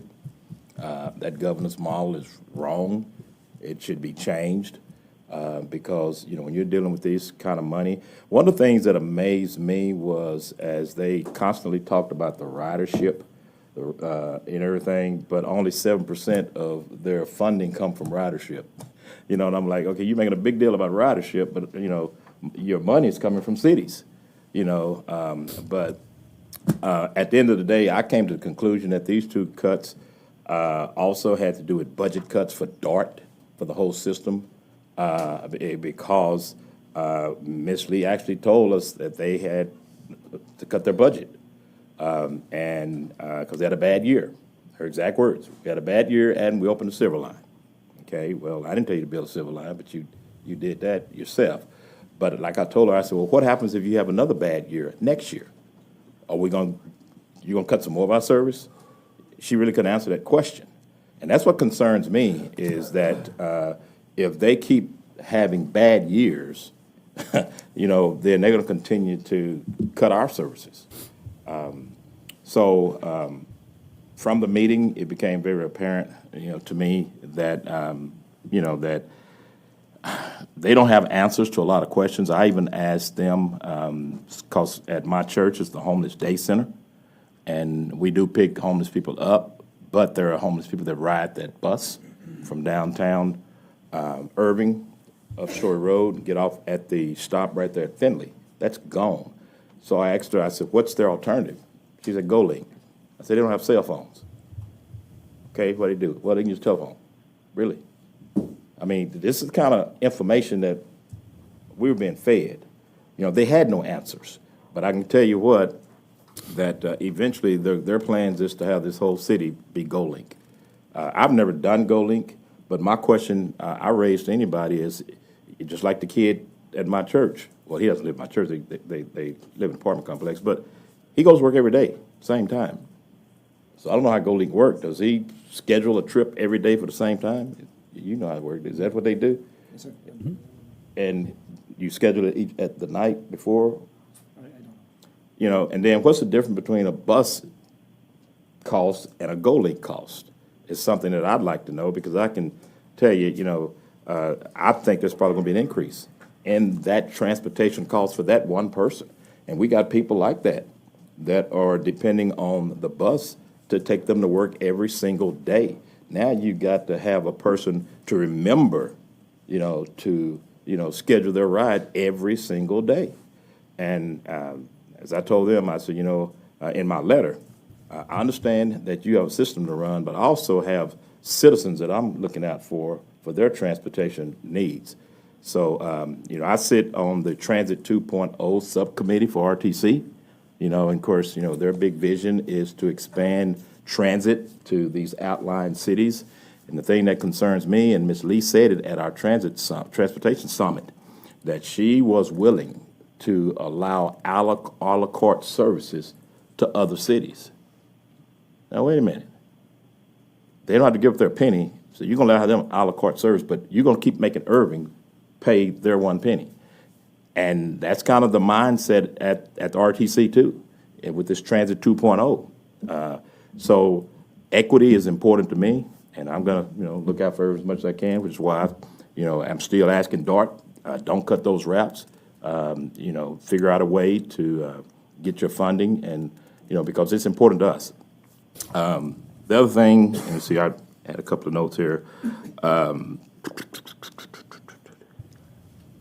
Okay, so anyway, that's kind of what it was. Again, I appreciate Al, he's not here, and Dan, I definitely appreciate you coming to the meeting that day because you really shedded some light on some things that I needed to hear, that we needed to hear, and that they needed to hear. But at the end of the day, to all my colleagues, we're going to have to really hold DART accountable however way we can. And I agree with Rick, I mean, I'm an unknown. Now all of a sudden, everybody at DART wants to talk to me.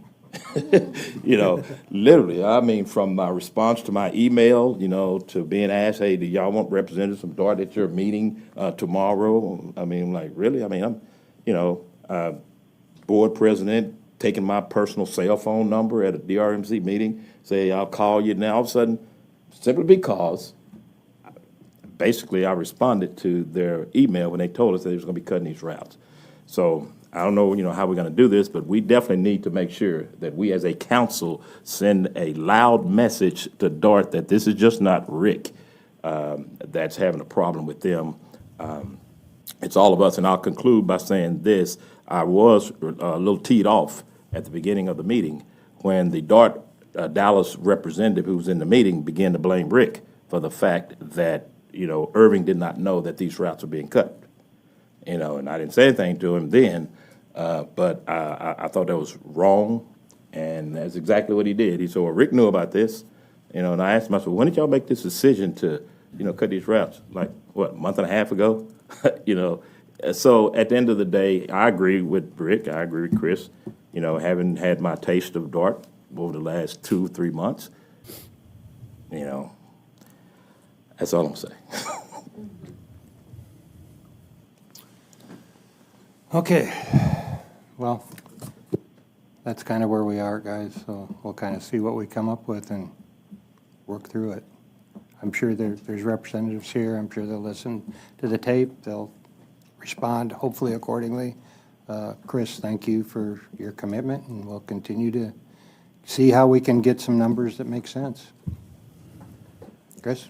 Thank you, Mayor. For me, as we continue to look at the different governance model options and finance model options, the mayor and I have been part of a mayor-city manager working group that the RTC and the NTC have put together. We've been working as city managers from different cities, from 6 different cities. There were 3 resolution cities, 3 non-resolution cities, to try and come up with some different suggestions and recommendations for the larger mayor-manager group on governance model, finance model, and some service model discussions as well. We have another meeting on Friday. We will be reporting back to that group by November 1st. That was the direction that we were given. I believe that we do have a governance model proposal that I believe is going to be something that will be a good discussion at that mayor-managers group. Right now, we don't have yet, I believe, a productive finance model recommendation. We just don't have that as yet. That is, I think, an important, if not the most important, after the governance of what we need to be looking at. In the end, I think what we need to be really focused in on, all member cities need to be focused in on, is getting butts in seats. It's the usage of the system where we can see a return on our investment, and that's what all cities are looking for. And the more marketing, the more advertising, the more reach out that DART can do, I think the better. The ridership numbers from 10 years ago, Dan, I believe, were in excess of 70 million riders. And we're in the 50s now, and that's up. It is up post-pandemic, and it has now reached and exceeded what it was pre-pandemic, but pre-pandemic was much lower than what it was even 10 years ago. And yet all of our investments have gone up as cities from our sales tax. The more that people know and understand what DART is, what it can do, I think the better. I think, again, more marketing and advertising is a simple, very, very simple example. I was in Love Field, actually, for our last meeting with the city manager subgroup. And at Love Field, as you come down the escalators from where you come down from the gates, the moment you get to the bottom of those escalators, and every 30 feet is about a 2 or 3 foot wide dot that's all colored, and it says Uber and Lyft and rideshare this way. And there's literally one of those big, colorful dots every 30 feet. I know it's every 30 feet because I actually counted the steps. So you can't go 30 feet without knowing exactly where to go for your Uber or Lyft. I would love to see that for DART. Say, if you want to go catch the orange line into Irving or into Dallas, follow these dots every 30 feet. Even on the little lighted windmill that they have at the baggage claim area. It actually has Uber and Lyft and has arrows pointing. Do that at DFW. Do that at Love. Do that even more. The more that people know and understand where to go and how to use it, I think the better. That's just a simple example. In the end, it comes down to just butts and seats. Okay, we got an executive session. Mark, you got Yeah, comment? I just wanted to say, the statements are out there in the public, and by DART members, putting this all on you, Mayor, is completely unfair and inaccurate. Those of us here on the council have very much appreciated the information you've brought to us, letting us know what's going on with DART. And of course, we can see the numbers ourselves, $120 million a year paid into DART, and the return that we're getting on that, which is minimal. And now we're talking about even further reductions in our bus service. You know, we on the council obviously have a duty to look out for our citizens' tax dollars and to be good stewards of that. And so it's our obligation to actually ask these questions to see if those monies are being properly spent, and they're not. And it's being wasted. We see our tax dollars actually being sent to benefit other communities in DART to our detriment. And people that need transportation are not able to get it. And so we've looked at VIA and other sources for how we can actually provide that transportation that is needed by people in our community. When Kyle Taylor was here, of course, he's the director of Irving Cares, he would tell us that he could not even give bus passes away for DART because they were not useful to anybody. So these are important questions, and all of us on the council share these concerns, and we want to see good public transit being offered to the community in a way that's going to be effective and useful to them, and that is going to be efficient. And DART is not providing that, and the response to that is to blame Irving for just being a complainer about all this. That is not the proper response. The proper response should be to recognize the deficiencies that are actually in the system, the waste that is going on, and to see how the system can actually be improved so that it actually accomplishes the goals that Dan talked about, which are none of them are being met from where we can see, and it's perfectly clear that it's not. And at this point, there's nothing being proposed actually to fix that. So I just wanted to say from my perspective that this is not something that's a Rick Stouffer issue. It's an Irving issue, and we all recognize that, and we appreciate the mayor's and Chris's work and Dennis's work too for bringing all this information to us and working to try to fix it. Al. Thanks, Mayor. Hey, Chris, you and I have talked about what your approach is, and I think it'd be good for us to really understand not only what the approach is, but I think something, Mayor, we need to really kind of really think about, because we need to have a strategy as to where we want to be by this time next year if we're going to move forward. And because we got to make that call 2006. So both what you're trying to put forward, Chris, and both of we have to decide what's going to be our strategy at the end of the day, what we are going to do, and are we going to take it forward? Because at the end of the day, whether we like it or not, we're caught. And the more we start throwing rocks, well, all we're doing is throwing rocks. And so I really think we've got to really take some time to really lay it out.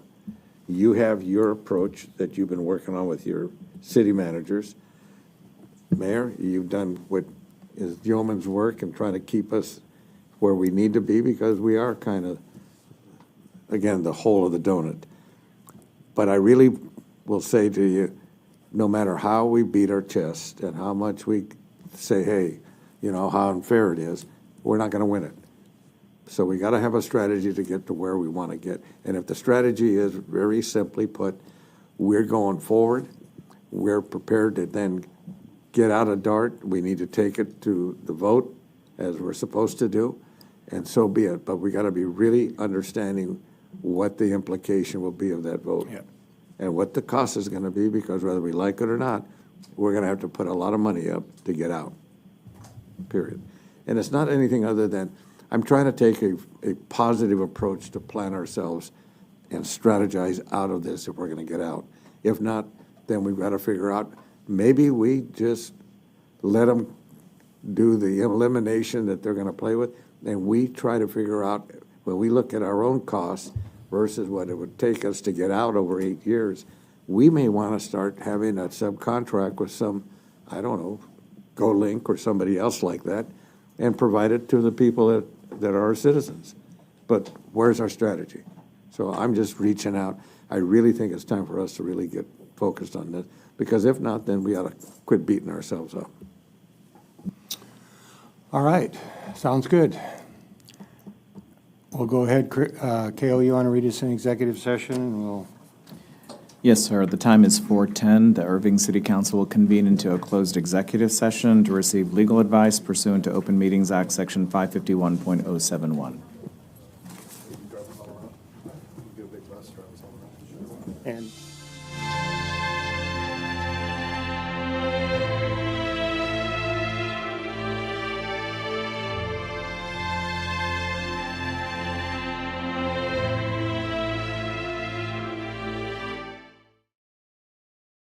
Fiscal year 2026 is here, and that means Irving City Council just adopted a new $1.1 billion annual operating budget.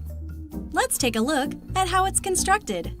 The FY26 budget maintains the city's tax rate of 58.91 cents per $100 valuation.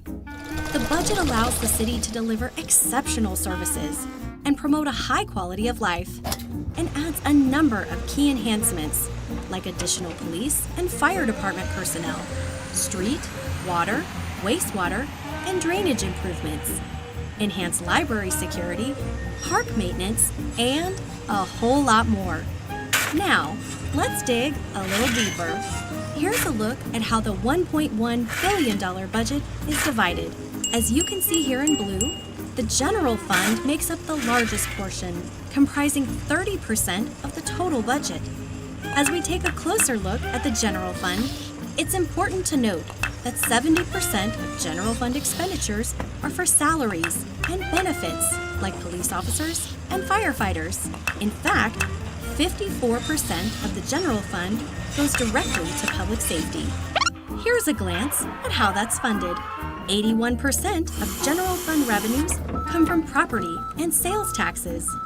Now, let's break things down a little further. For every $1 residents pay the City of Irving, 32 cents go toward police and fire protection, and 28 cents go toward water and wastewater services. The FY26 budget also appropriates $213 million to the city's capital improvement program to maintain and upgrade the city's physical infrastructure. That includes the exciting Let's Play Irving initiative, the city's bold vision to elevate aquatics and recreation. Lee Aquatic Park made a splash in 2025. A new year-round indoor aquatic facility at Center Park Recreation Center is slated to open in 2026. And the new Mustang Multi-Generational Recreation and Aquatic Center is scheduled to open in 2027. Did you know the City of Irving maintains infrastructure across more than 67 square miles and serves more than 266,000 residents? If you'd like a more in-depth look at the City of Irving's budget, grab your hard hat and visit irvingtx.gov/budget.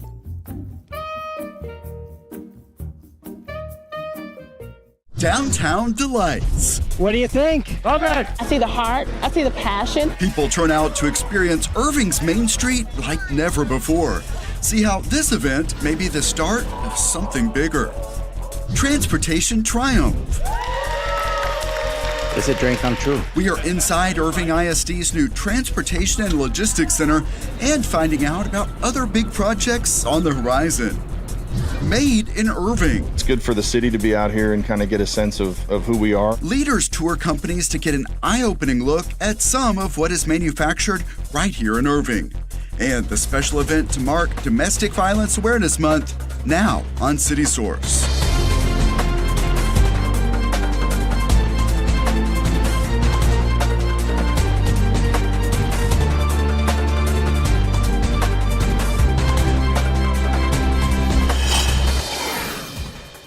Irving is kicking off a new campaign called Keep It Clean Irving, and it's aimed at beautifying the city. Hello and welcome to City Source. I'm Thomas Gandy. Find out more about that later. But we begin with an event that brought out 3,000 people to Main Street, and it's meant to be only the beginning of plans to help people reimagine downtown Irving. We checked out all of the attractions. Perhaps nowhere but Irving's Main Street would you find potato, a nighttime spelling bee, along with foods and drinks of the world. We rotate it here for 4. Morning Pilates, fresh flowers, outdoor chess, mariachi music, and so much more, all happening along a newly colorful street in the heart of downtown Irving. I'm a graduate of Irving High School in 1981, so of course I love this. I want more people to come in. What do you think? Okay. This is a 2-day event called Experience Main Street. This is a really concrete example of showing, not telling, what could be down here. Just seeing everyone kind of reuse the space and reimagine what could be has been really great. Right here is the middle of what we're calling a living street. The city of Irving is partnering with the nonprofit Better Block to make it all happen. The process started with public input. Our goal with this was how do we create a space that people want to come in and hang out and visit multiple folks while they're here. This is so great, and it's so great for the businesses down here. We love being able to showcase what we do. Along with those permanent businesses, many other local vendors work to spread the word about what they have to offer. So they were like, oh my God, a flower shop on the south side. Friday night saw restaurant crowds overflowing onto newly installed parklets. We received so many new customers last night, so many. They've been living around here, but they don't even know about this existing restaurant on the street. So now the goal is to keep this Main Street momentum going. This 2-day event is part of a larger initiative to reimagine downtown Irving with the goal of making lasting change. So we're just playing with some ideas, having people come out, touch things, feel things, walk around, and then give their feedback, which can inform a longer-term kind of plan and vision for the area. We have beautiful Heritage Park. How do we make that connectivity from Heritage Park down Main Street towards the clock tower? There are special activities scheduled through December and a temporary business. What we're famous for is our ice cream puff. So it's a warm Korean sweet style bun filled with your favorite ice cream and cereal toppings. ZZ's Ice Cream is trying out a retail location, building on the popularity of its food truck. So my 6-year-old cousin came up with this one. So this one is hot Cheetos and vanilla ice cream inside of a warm donut. This new space in Main Street Plaza offers more opportunities to try out concepts. It's a shipping container that's been fabricated and it's really flexible, so different vendors can pop up in there. Organizers believe they are only scratching the surface of all of the potential here. Come down here to the Heritage District, shop, eat, walk around, enjoy what you have here. Because the way we can help our businesses is by patronizing them. And they believe these activities may be some of the building blocks for success in downtown Irving. We love the Heritage District, we love Irving, and we are here to make everything better downtown. And there are events every week, and the next big event on Main Street is a Halloween celebration. Learn how to do Michael Jackson's Thriller dance at 6:45 p.m. The movie Hocus Pocus will show at 8. And throughout the night, people can enjoy vendor markets as well as food and drinks available for purchase. And yes, there will be plenty of candy. Find out about all of the ongoing events at irvingtx.gov/experience-main-st. Inside some buildings you may drive by every day, products you use are made. From corn chips to roof shingles and a lot in between, there is major manufacturing activity right here in Irving. Leaders mark National Manufacturing Week by going behind closed doors to see some of the work that's happening. We went along on one of their visits. The front area is all of our production design, creative design. From the front bullpen to back of house. This is our production floor just for screen printing. To small production areas. If you guys like to show how it's made. And everything in between. I'm a giant shark nerd, so there's shark stuff everywhere. These business leaders are getting an all-access look inside Pinpoint Merchandising in Irving. We're one of the more sought after partners for designing, manufacturing, importing custom apparel and accessories globally. The visit comes as the Irving Economic Development Partnership marks National Manufacturing Week. It's really an inaugural opportunity for us to highlight the manufacturing that's taking place right here at home in Irving. There are so many diverse and neat companies in Irving that do things that you interact with every day. During the week, leaders visited companies throughout the city of Irving. We have a lot of hidden gems in Irving that no one knows about, and we're here to see it. Here at Pinpoint, screen printing is considered a smaller portion of the business. We do multi-seven figures in off-shelf production. Then, the team is especially proud of what's called cut and sew, more customized work. Consider this hunting jacket for the D.R. Horton Ranch. We created this camo pattern. It's a functional hunting camo using elements from the ranch's topography, the actual topography. We went full nerd on this one. So we have DRH molded into the actual zipper pulls, right? And here is a brand everyone knows. Pinpoint recently became a supplier for Buc-ee's. My wife and kids and I celebrated when we got this order because I thought it was so cool. You could fill Cowboy Stadium with how many of these they made. It's crazy. Yeah, it's awesome. And it does not stop there. This is Cha-Cha the Frog. This is the Rainforest Cafe mascot. Pinpoint Merchandising is a diverse business. If you go to store.crossfit.com, that store is built by Pinpoint, operated by Pinpoint. All the product lives here, is picked and packed through here. There is a lot of work happening here, but you can see that it's not all serious. We're a fun company. We do fun things. We hire fun people. We work with fun brands. And I've been fortunate enough to be able to make having fun a consistent priority as we grow the business. And he chose Irving as the location for his company's new headquarters. I love Irving just because of the access to the airport. We'll fly folks here and they'll spend a day or two and we'll look through samples and fabrics and we'll look at concepts that we designed for them, meet the design team, meet the sourcing team, form a relationship. He is sharing his formula for success with an audience eager to learn. I love a great business story. I think what we want people to take away is that there is a whole lot of neat stuff happening here in Irving, Texas. People on this tour will have new stories to share as they explain why Irving is a great place to put your business. Several of the companies that leaders toured throughout the week did not want cameras inside because they want to keep their processes confidential. See related stories on our business and economic development playlist at youtube.com/the City of Irving. Keep it clean, Irving. That's the name of a citywide campaign to keep neighborhoods and business areas clean, safe, and welcoming. It starts in November and will run through April. Dale Demarest is the City of Irving's Code Enforcement Manager, and he's with us today. Thanks so much for being here. Thanks for having me. Of course, and let's get started with the overview. What are some of the goals of this effort? The goals of this effort is to provide an opportunity for our code officers to get into these neighborhoods on a more comprehensive approach. Because we can't be everywhere we need to be throughout the year, it's nice to be able to get the entire team into an area and take a look at it and see if we can't clean up and help revitalize the neighborhoods. What are some of the things you're going to be looking for?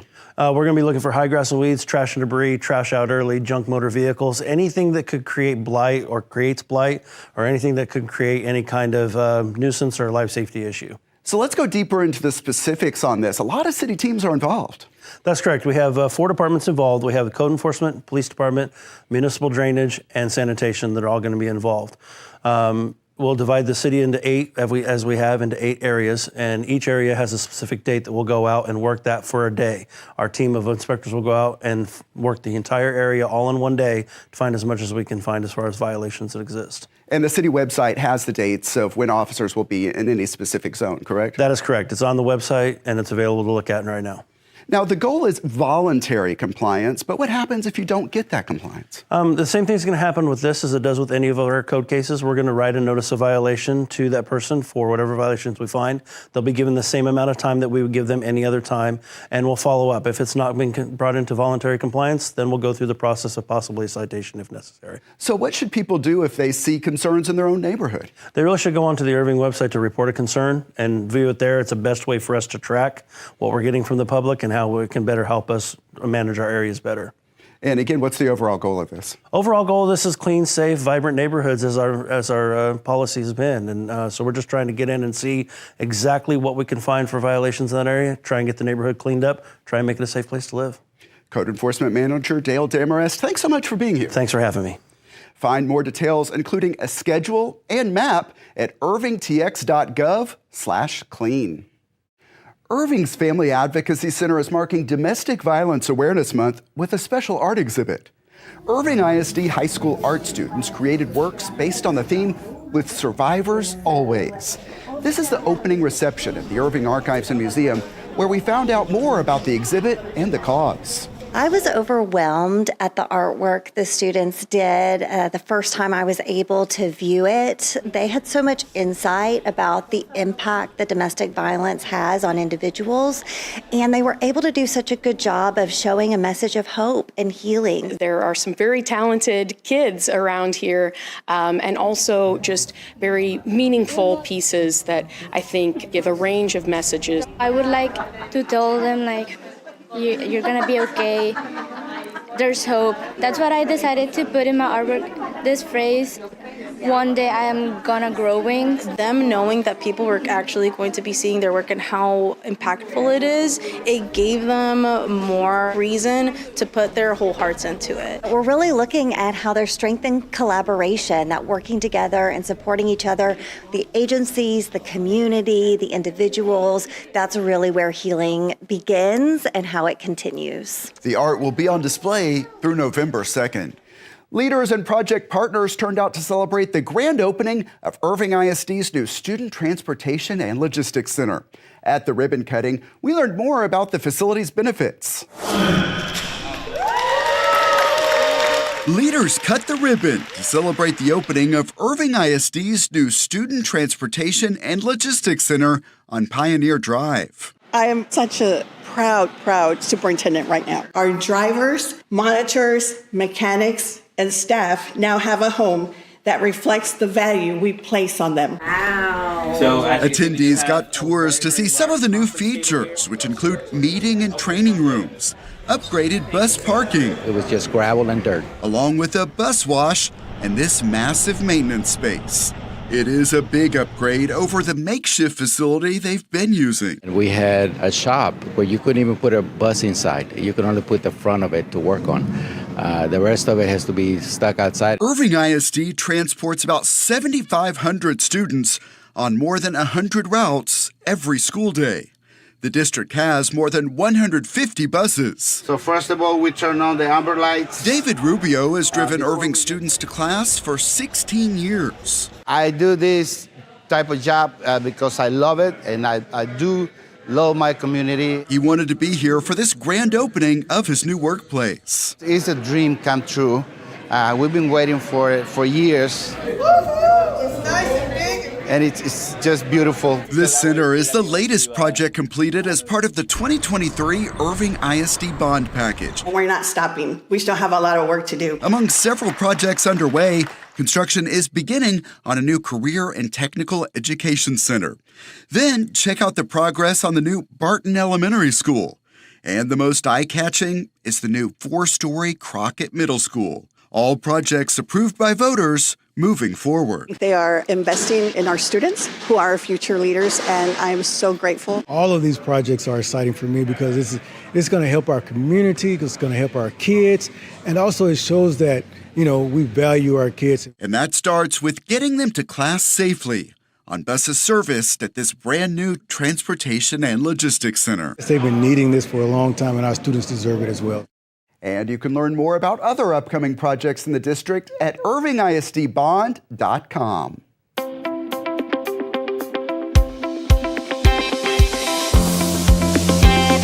Welcome to ICTN's Pets of the Week. Normally you see Egan Dobson with me, but Chestnut, you can see, wanted to take over the scene, so we're giving him a little bit of a moment in the spotlight while I get some kisses from Chestnut. But to find out his full story, let's use some seasonal magic to bring in Egan. So a real welcome to Egan Dobson now. And Chestnut, so much personality and so much love to give. So silly, such a sweetheart. Obviously, huge cuddle bug, loves to give little kisses. Sweet, sweet boy for only 6 months old. 6 months old, and how did he come into the animal care So campus? he came in as a stray. One of our officers picked him up. Some things that we know about Chestnut is that we think he might be a boxer mix. He's obviously very curious of the world. He is dog friendly. He's in a really big play group with a bunch of other different dogs. Just a happy, silly boy. And there's a chance to get him at a discount right now. Yes, we have our Pick a Treat special where anybody can pick a treat from the cauldron, and on that treat is a discounted price. So he picked one that would be a $20 adoption, and there are others in here all the way down to free. All the way down to free, 60 or less. And Chestnut, like you said, so curious and so fun, and a chance to get him at a discount to enjoy the holidays, and even a little costume with you. And y'all are planning some fun here at the Animal Care Campus. Oh yes, we're getting ready for obviously the spooky season. We're asking for pumpkin donations as the DFW Humane Society and Irving Animal Services will be doing a staff pumpkin decorating contest. And so people can vote on that, or how's that going to work? Yeah, so we're going to share it on the 28th. From the 28th to the 31st, people can vote on Facebook, either like a photo or come in and vote in person. And then whoever gets the most votes obviously wins. And that's just a way to kind of keep the morale up, keep the team happy, especially as y'all have been going through construction, a lot of things here, right? Right, 100%. It's just a fun time. We're going to see who's creative here and just have fun with each other, I guess. Yeah, for us, it looks like you have fun every day with people like Chestnut around. That's true. I can't not have fun with Chestnut. And that's not the only fun you'll be having. Staff and pets are going to be dressing up in costumes. Yes, so we're going to be celebrating the spooky season again, and staff is going to have costumes along with a pet of their choosing. All right, and we'll be covering that and posting it at youtube.com/thecityofirving. But for now, let's find Chestnut a home or share this video with someone who might be interested. Thanks so much, Thank Egan. you. You can find the Animal Care Campus at 4140 Valley View Lane. You can check out the websites you see on the screen for the latest operating hours and to see more adoptable animals. We have several big stories coming up for you on the next edition of City Source. Construction is progressing quickly on the new Fire Station 8. We are with firefighters as they get their first look inside the massive facility. And here is another big new addition. See the grand opening of the Wells Fargo corporate campus in Las Colinas. And the American Heart Association brings its annual Heart Walk to Levy Event Plaza. See the big turnout and hear why the cause is so important to those participating.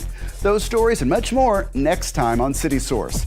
Here is how to connect with us. You can email us at ictn@irvingtx.gov. Our YouTube channel is youtube.com/thecityofirving.